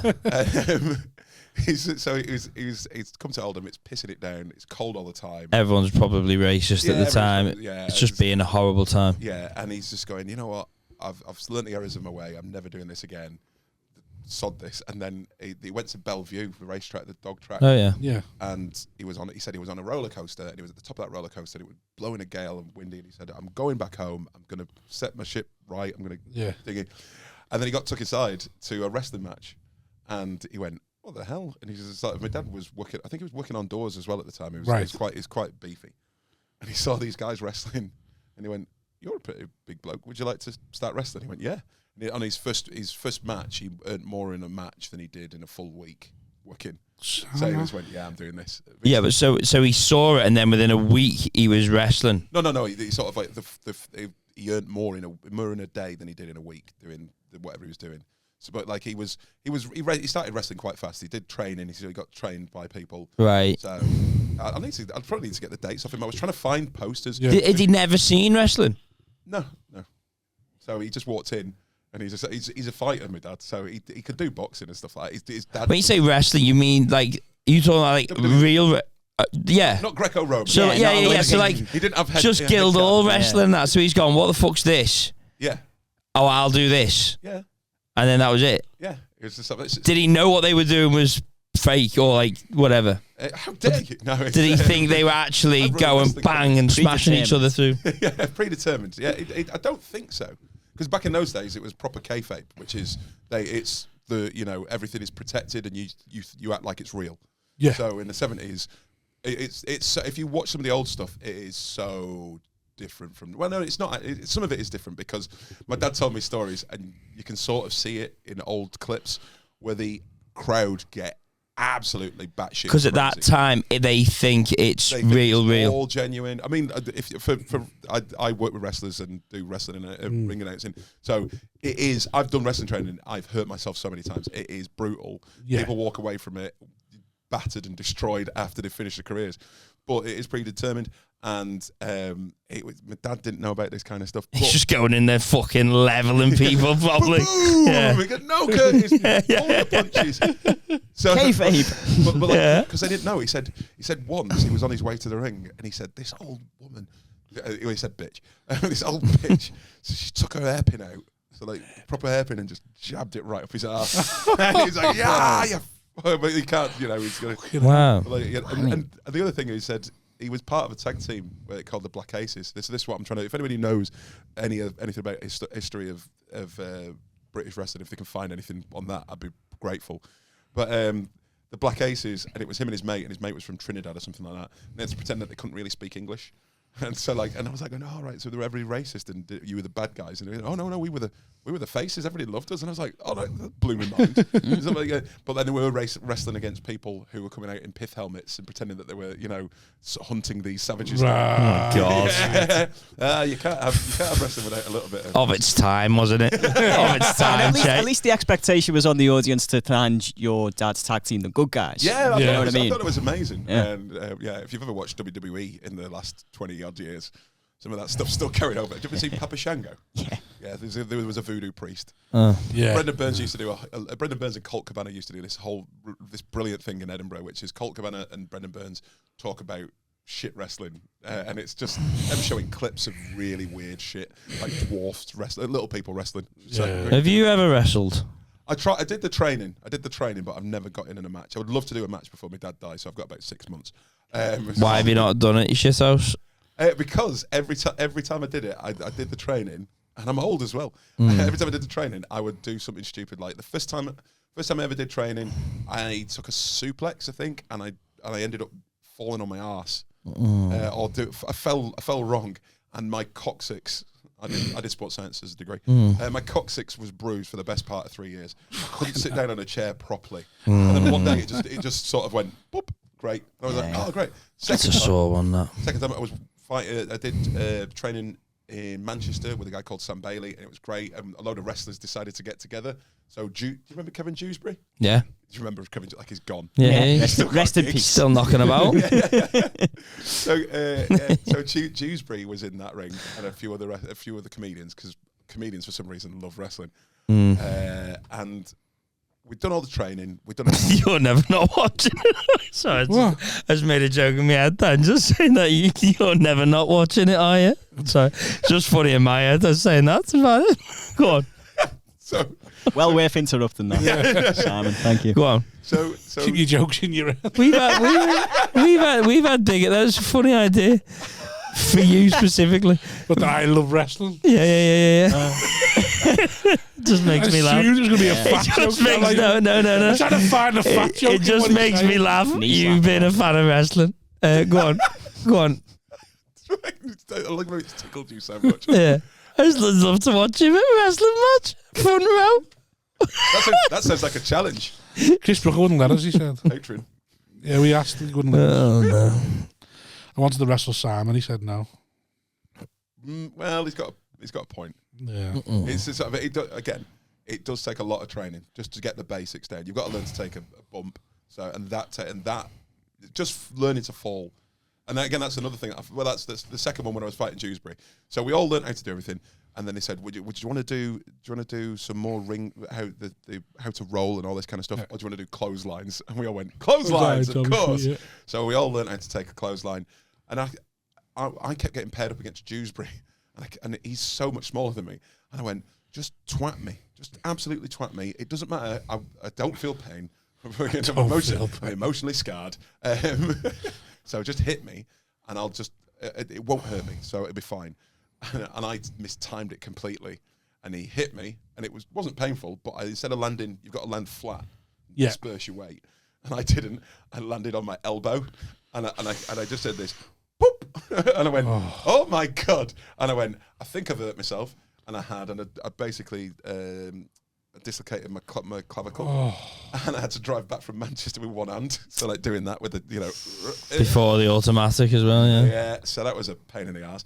I got there and I then bumped into the guy that then trained me the next time I started training, which is a guy called Zach Gibson, Liverpool wrestler. He was part of Grizzled Young Vets, who are absolutely amazing. He's his whole gimmick was that in Liverpool, he used to get cheered. Everywhere else, he get booed because he's a massive red. And he's like, Liverpool's #1. His finishing move is the Shankly Gates, which is a submission maneuver. It's brilliant. And I went training with Joe in the bedroom. Sorry. Lock you in. 2-in-1 podcast. Time for the Shankly Gates, love. What is the Shankly Gates move? I can't put your cock up his ass. Never getting out of that. He's tapping. Oh, it's the Shankly Gates, JR. It's the Shankly Gates. My God. It's the Shankly Gates. He's broken him in half. By God, is my witness. He's broken in half. I met Foley recently. Mick Foley, it was amazing. With Brooker, he's a lovely man. Mick Foley, he took some bumps, that fella. Oh yeah, so when I drove back, I went to the Royal in Liverpool. Zach Gibson was there. WWE wrestler, former WWE wrestler. He's on the Independents now, and he was getting his fingers sorted out. And I was like going, I've been doing wrestling training. We're the same. Yeah, I know. I was like, that's pathetic. In my head, I went, that's pathetic, Jake. And then I ended up training in his training school near Bootle somewhere, Fighting Spirit. Again, I did a few. I got into it. I think it was because I was slightly overweight and I was trying to do it. I thought it's good for fitness and everything like that. But when you're slightly overweight, you're a bit more clumsy as well, I would say. Yeah. And I wasn't picking my feet up properly on the mats. And then we were doing shuttle runs, and I did a shuttle run, tripped over my own feet, landed on my arm, and bruised all fractured on my ribs. Yeah, probably best you don't have a match. Yeah. Stop wrestling, Shay. It doesn't run in the family. I'm going to go back to it before I hit 50. What did your dad say when you were coming back with all these injuries? You like, what are you doing? He didn't know about it. He doesn't know. So what I wanted to do is train and get to a position where I can... And then fucking suplex him. Yeah. I'm now at the age I can just take before he dies. I just want to be able to batter them. That was in my head for quite a long while. Is that we went for a fractious just clothesline that cunt. Yeah. So it's like going, get my dad, go and do a first match, get my dad in the ring and then fucking knock him out. It's like, nice. Boom, you won't see that coming, you twat. Heel turn. Just tombstone him into the coffin. Yeah. Yeah, the Tombstones one, if you think that was real, fucking hell, it's a killer, isn't it? Oh, fuck. Yeah. If you get the tombstone wrong, someone's... I've seen videos where school kids tombstone each other. Why are you watching videos of school kids tombstoning each other? Because I was searching for videos of school kids, and that just happened to come up. School kids 69. Oh, it's tombstone. Yeah. Oh, it's a wrestling move. I remember this. School kids power bum. Yeah. Did you mean? No. Hey, shut up, Google. I know what I said. I know what I was typing. Thank you very Imagine much. that being a defense. School kid 69. I was trying to look for wrestling moves. You're on it. The tombstone. Yeah, the tombstone is what I meant it was. I couldn't think of the word tombstone at the time. You spell that NAKED, don't you? I'm dyslexic, Your Honour. Is a man not even allowed to be dyslexic? It's so funny, the tombstone's the same position as the 69. It is, isn't it? It's a standing 69. It's a standing 69, yeah. Okay, I'm going to give you the old standing 69, if you know what I mean. I would love to be in the meeting where they're going, what move do you want to finish with? Well, I would like you to be right. You mean like a standing 69? We're not going to call it. I want to sniff your gooch as I pile you into the floor. Look. Dirty, innit? I'm trying to think of other moves now that are just sort of like, yeah, actually that's a little bit wrong. Oh, the majority of them. Rikishi one. The Rikishi bump there. The Rikishi stink face is not. Bronco Buster. Yeah. I love wrestling because everybody just you start off and everybody. Sort of The powerbomb is very much. Yeah. Oh yeah. It's like you realise that halfway through you're gay and you're disgusted with yourself. Oh my God! Get away from me! What have I done? Not again! Yeah, the powerbomb's naughty. Tombstone's naughty. Rikishi stink face naughty. Okay, naughty. No, that's naughty. That is. Pump handle slam naughty. What? What's pump handle slam? What'd you do? Go under the legs or something. What's the pump handle slam? You've got to grab them. You've got to grab them, sort of like so that you're grabbing their arm from behind. From behind, innit? Ah, right, yeah. You're almost sort of. But you're holding them side on, so you can slam. Walls of Jericho's like a little dip, innit? Yeah. Oh yeah. That'd be king. Crippler crossface, the arms in the crotch, but that's not too bad. That's just like that's just a very aggressive spoon, innit? Come here, you. Which wrestling moves are most like sex positions? Fucking brilliant. Come on, you should know which one's more. Okay, you know what? I'm very good. I'm very good at watching it. I can't remember the names of everything. I would do commentary if I could remember the names of everything, but it's just sort of like, it's just battering him. Yeah. That's boss commentary. Yeah. By God, he's battering him. Yeah. Wow, look at him battering him. It's the power bomb, innit? The power bomb's the power bomb. It's just pure dick in face, isn't it? Just blowjob to dick. Yeah, in face, it's just dick in face. You suck me. I'll suck you, and then get off me. I'm disgusted with you. What was Goldust's finisher? Shattered Dreams. Just what kick in the that? dick, wasn't it? Was it? Yeah. Oh yeah, it was. Because he put his Was legs it? either side. And then Wasn't it? That's what Shattered Dreams was. Wasn't the one like Mankind though, where they just The mandible claw. Yeah, but there was one that was someone just grabbed your mouth. I think I can't remember. Oh, not just Mankind's Soho thing. Yeah, there was one wrestler who had that as a finishing move, but I don't think he's allowed on the. I really don't think he's allowed on the circuit anymore. What was his finishing move? Just grabbing by the dick. Oh, Joey Ryan. Yeah, is that his name? Yeah, he's now Staunton straight on it. Joey Ryan, I got it. Joey Ryan. Yeah. What was up with Joey Ryan? Very inspiring. 69. What was up with Joey Ryan? Joey Ryan, he was just a wrong, isn't he? Yeah, wrong. Pedo. No. Just like sex offender with women. I think it was like a very kind of. His finishing move is basically grabbing people by the dick and then flipping them. And it's like, oh really? That guy's a pervert. What a surprise! The guy. There was a big kind of the kind of Me Too movement through wrestling. So and we just was there? Yeah, it was really weird. But that's why I don't do it anymore. Yeah, there's nowhere safe. There's no industry that's safe. Nothing's sacred anymore. Yeah. That was the weird thing, is that me and my mates had set up this wrestling company called Blank Canvas. We're still running it now, but it's called Atomic Wrestling. We do it down on the docks, it was the first one, and we were so proud.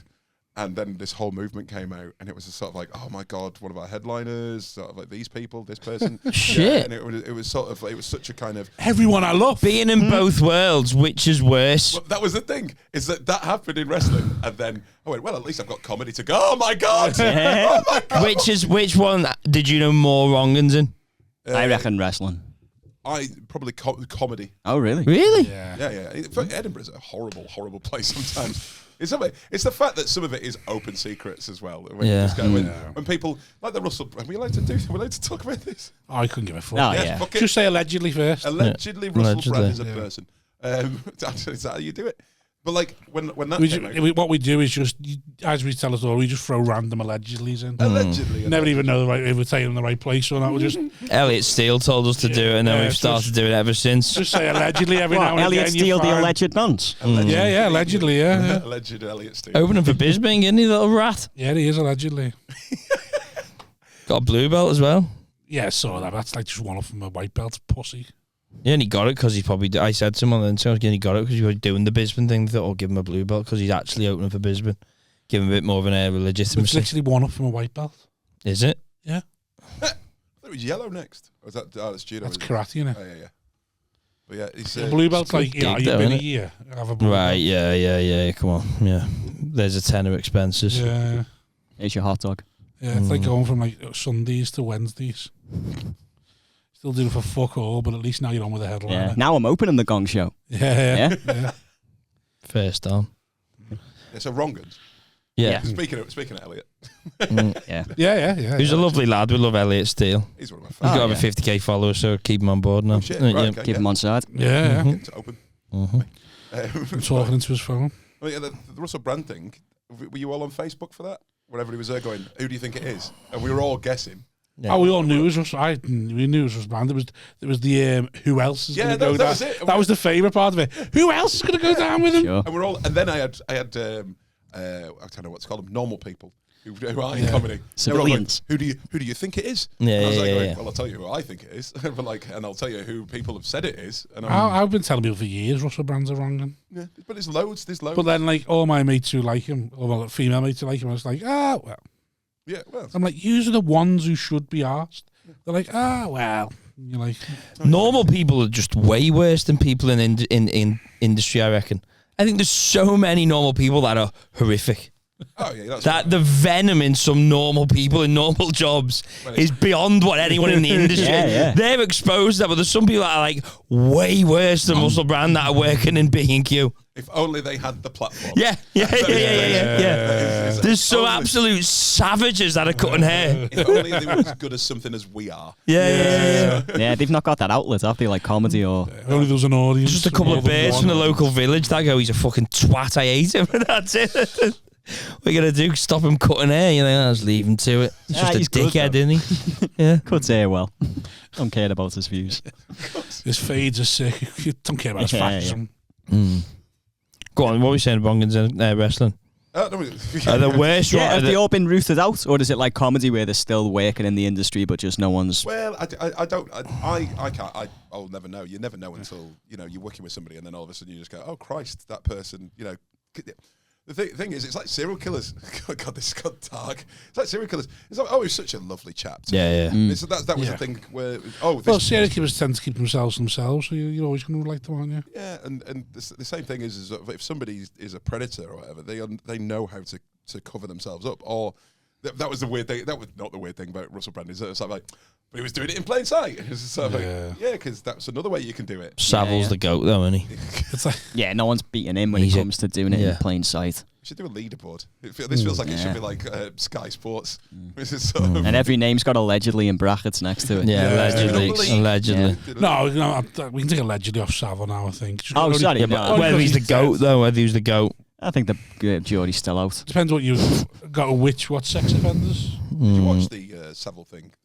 I couldn't be arsed with it, to be honest. This one, and it was. I didn't realise it was stuff before. I thought it was just Steve Coogan one. Yeah.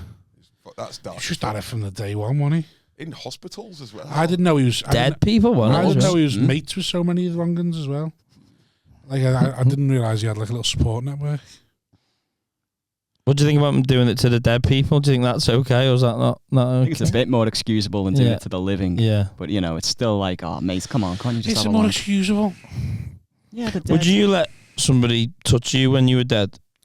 If you thought it helped society? I thought it helped society. It's just a bit more weird, isn't it? Like, say some lad from Margate who's 41. And he went, once you're dead. Specific with Rob. He's got to know. He goes, once you're dead, he won't answer the question. He goes, once you're dead, he goes, I want Rob Thomas's body and I want to do all sorts to it. And he promised to leave everyone else alone. Yeah, but I mean, you can't take his word, can you? What's Rob going to do? He's dead. Will you go on then, lad? Or you say, let me rest in power? How many? See, the problem, I need some sort of promise, wouldn't you know what I mean? What about anyway? What about anyway? If you just think he just really wants to do it to you, and you think there's nothing in it for society on the fact that he gets to really fuck something he wants. Will he pay for my funeral?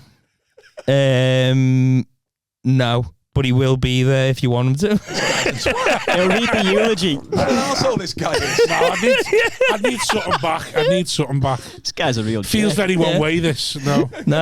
He's not willing to do anything, but he wants to fuck you. Yeah, he's just seen you on the pod and thought, I just want when he's dead, I want to fuck him.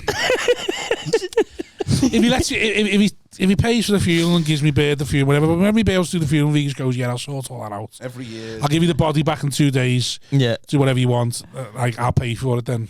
10 grand to your missus every year, something like that, just to oversee, make sure. That's a bit much. Be interesting, wouldn't it? The idea I don't want to get you're haggling the opposite way. I don't want to get 10 grand a year of me getting fucked in the arse by some weirdo. Like she's enjoying it, you know what I mean? Oh God! By the third year, she's like, oh well, you know, fuck him. Yeah. Can we watch She might end up with him. Yeah. Oh God! My husband's dead body pays for Christmas this. dinner. On the Thanks to front of OK holiday. magazine. Just there carving a cavey thanks to your dad's fat ass. With the kitchen island with the lads from Margate. Yeah. Oh Still no. thanks to your dad's dead body. What a cunt this man is! He's horrible, isn't he? Right into your slippers right after. You know, if I was doing it. But then you're really making this guy's life. He's just the one thing he wants to do is just be naked but he's next done to you nothing in bed else. when you're dead. What? Has he done nothing else? He's just a factory worker. That's just his one fetish. He's working in a factory. His one fetish is to divorced. just fuck the ass out of dead me. Yeah, and he just love it. He'd love it, and you go, you know what? I'm dead. What use am I? And that'd make his life. Yeah, he goes, I just love to fuck him. And he's not going to do anything sexually wrong afterwards to anyone else. No, there's no guarantees like that. It's just you letting one man live his fantasy of getting that time with you. No, because it's just what else he's up to, and then it's like, I'm condoning it and letting like. I would love it. I might. You know what? I'd say yeah if I knew, not an afterwards. It's just one altruistic gift. I know, it's but just pure altruism. Yeah, but if there's nothing afterwards, I'd say yeah. But then I've got to worry about whether I awaken something in him. You're no friend, you are. You won't even let me. Yeah, but what if I awaken something in him? So then now he's like, I've got on to the do balance this of now. probabilities, You know what I he's mean? probably It's going to like do something worse after. Like when he's you done it. when you get your balls licked and you really played at the same time, and you're like, well, now every blowjob needs to include this. Like you got to like. So I don't want him to bum me when I'm dead. Yeah, I think you're forgetting something, love. Back you go. Balls are dry, yeah. Exactly. And him being like, I've just got to bum dead people now, big fat dead people all the time. So that's what. Yeah, maybe if you let people indulge in their fetishes, the fetish gets even worse. That's the problem. Or So like, Where are they going to find all these big fat people to fuck as well? That's like a serial killer where it's going. There's a pattern. yeah. It's just sort of like really easy to find. We're just gonna, Imagine we started letting people do this just to get out the system because it meant they weren't doing anything else wrong. It meant like they weren't being sickos elsewhere, and we just started having like just funeral directors who were keeping bodies based on big fat bull cunt coming in. Yeah. Right, he goes over there. Yeah. Right, with the young blonde one, she's over there. There'll be some money made in that market. Yeah. Oh. I would love you Getting to agree shag it, dead people. and then you agree to it, and then find out there's an afterlife, but you don't. You're still in your body until you get buried. And I go, no. Just my soul's still there. That's too far fetched, Jake. Come on, let's root this into reality. Yeah. Things that could conceivably happen. Thank you. All right, then. How much money then?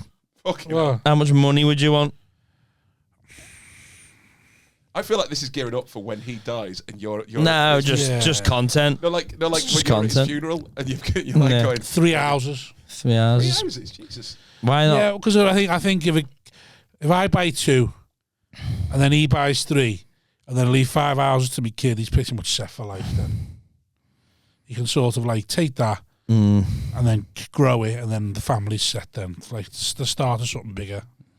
So 3 houses, but Be an interesting one. And it all started by letting great-great-granddad Rob get fucked. but then We'll have to be as Simon says, what really should happen is we should just make that person a morgue director.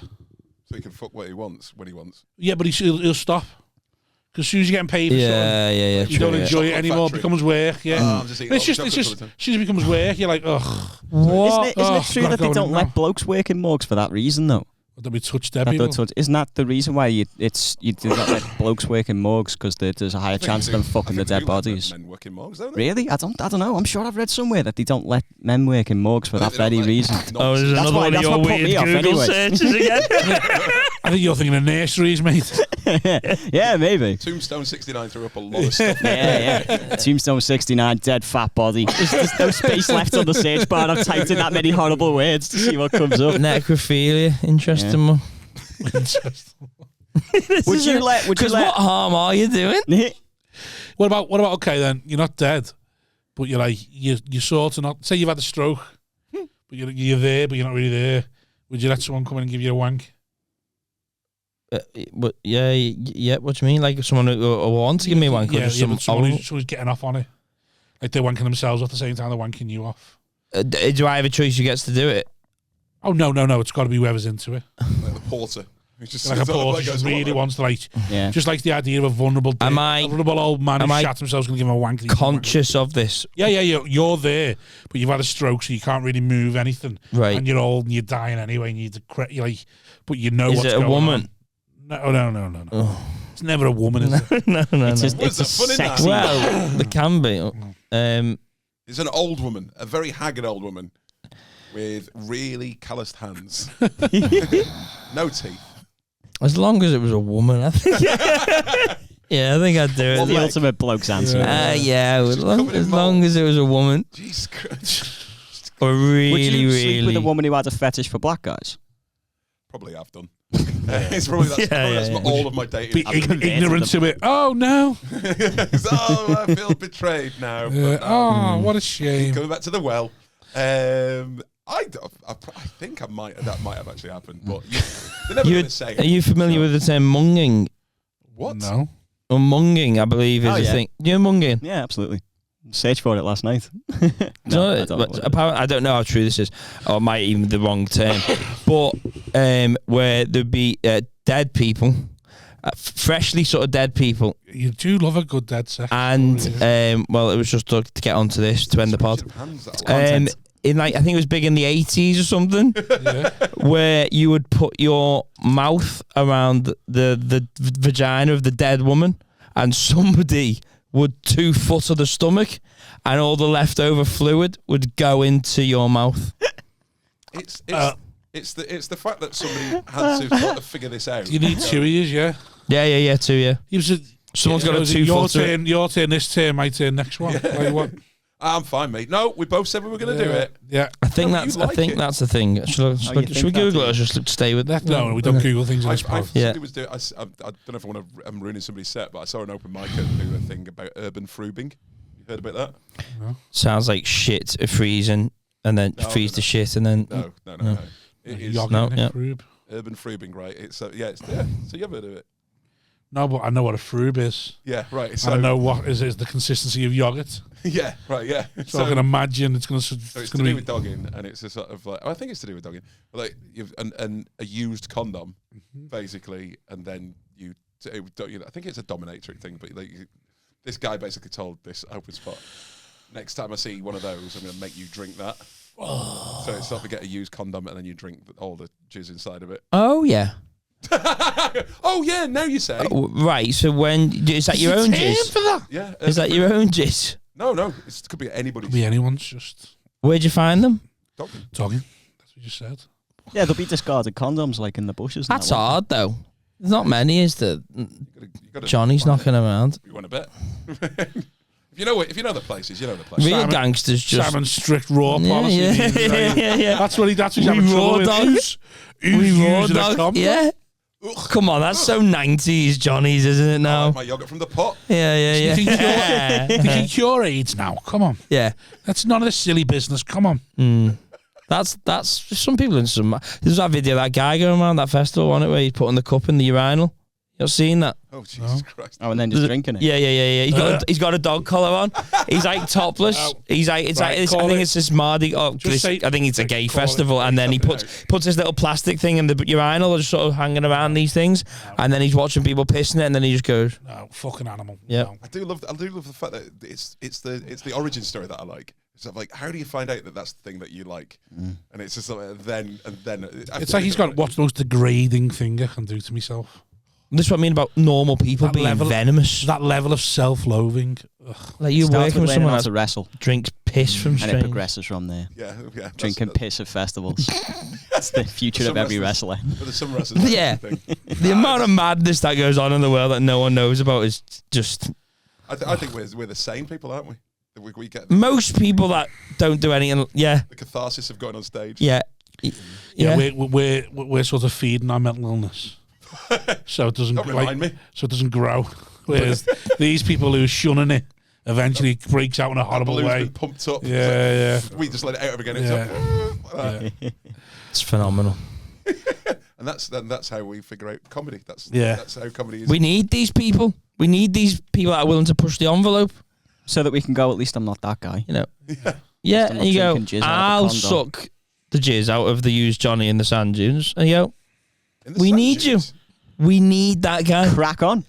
Because without him, it's boring. He's almost like a superhero. Yeah, because without him, we might be there for the grace of God. Exactly. God, we're the Joker. We're the Batman. And then somebody will shit in the used Johnny. And it'll be urban chocolate frubing or something. And you go, what's this? And you go, it's where you shit into the Johnny. Urban chocolatier? Yeah. I'm a bit of a chocolate moosehead myself. What's drinking it like that with your pinky up? A man of taste, I see. Fucking hell. Nougat. Somebody out there would love that. Oh, yeah. Disgusting. There's something for everyone. Disgusting. There's something for everyone. As evidenced. Well, that's like fan fiction, isn't it? If you search anything, there is fan fiction. Yeah. I love that. It sort of like keeps people busy. There's porn for everything. But what a connection you'd feel with that person who you meet that is into that. Like, there's obviously everyone in the same. Anyone's ever saddled up to Louis C.K. and gone? Yeah, 100%. Just a little nod. It's not that weird of a kink, is it? That saying that like people watching me wank. That's what I mean. Do you reckon someone's gone up to him and gone, yeah, you know what I mean. They've given them the short guy nod. I'm a public one. Yeah. They give them just like me. They get to because it's what pushes you over the edge. You go, oh yeah, I like doing that as well. Yeah. But when I do it, I like to put my finger. And they go, oh God, you. You've ruined it for me now. How far can we push this? It's sort of like this one little thing that just no. Yeah. I wear a Christmas hat. Oh, it was sort of like a little paper Christmas hat. I was going to say something else. Yeah, you said you always ask them. Yeah, I do a similar thing, but I say, excuse me, I'm going to sneeze, and then I do it, and it's the surprise on the face. Gets me every time. People are just... Right, we all know where to find Staunton, where we find the new show. This podcast every other month. Every other month? Every other week, every other week. It's been a long time. Shay, where can everyone find you? What have you got to promote? So your wrestling company, start with that one. Atomic Wrestling, 21st of February is our next show, which is called is it Ultimate Street Fighter 6? Something like that. Atomic Street Fighter 6, there you go. Because we've got weird names from because this one's called Atomic Winter. Right. And then keep them off the Profit Circuit night. What's that one? The black comedy, the alternate black comedy showcase is on at the Royal Court Theatre on the 8th of February with Paul Sinnott headlining. So they can follow me on Insta. That's what you should do. What's your social media? At Che_Burnley. Che like the Cuban gorilla, Burnley like the racist town. There you go, and there's an underscore in the middle of it. Excellent. Thank you very much. Shout out to the Patreon. Love yous. Goodbye. Are you pressing it? There you go.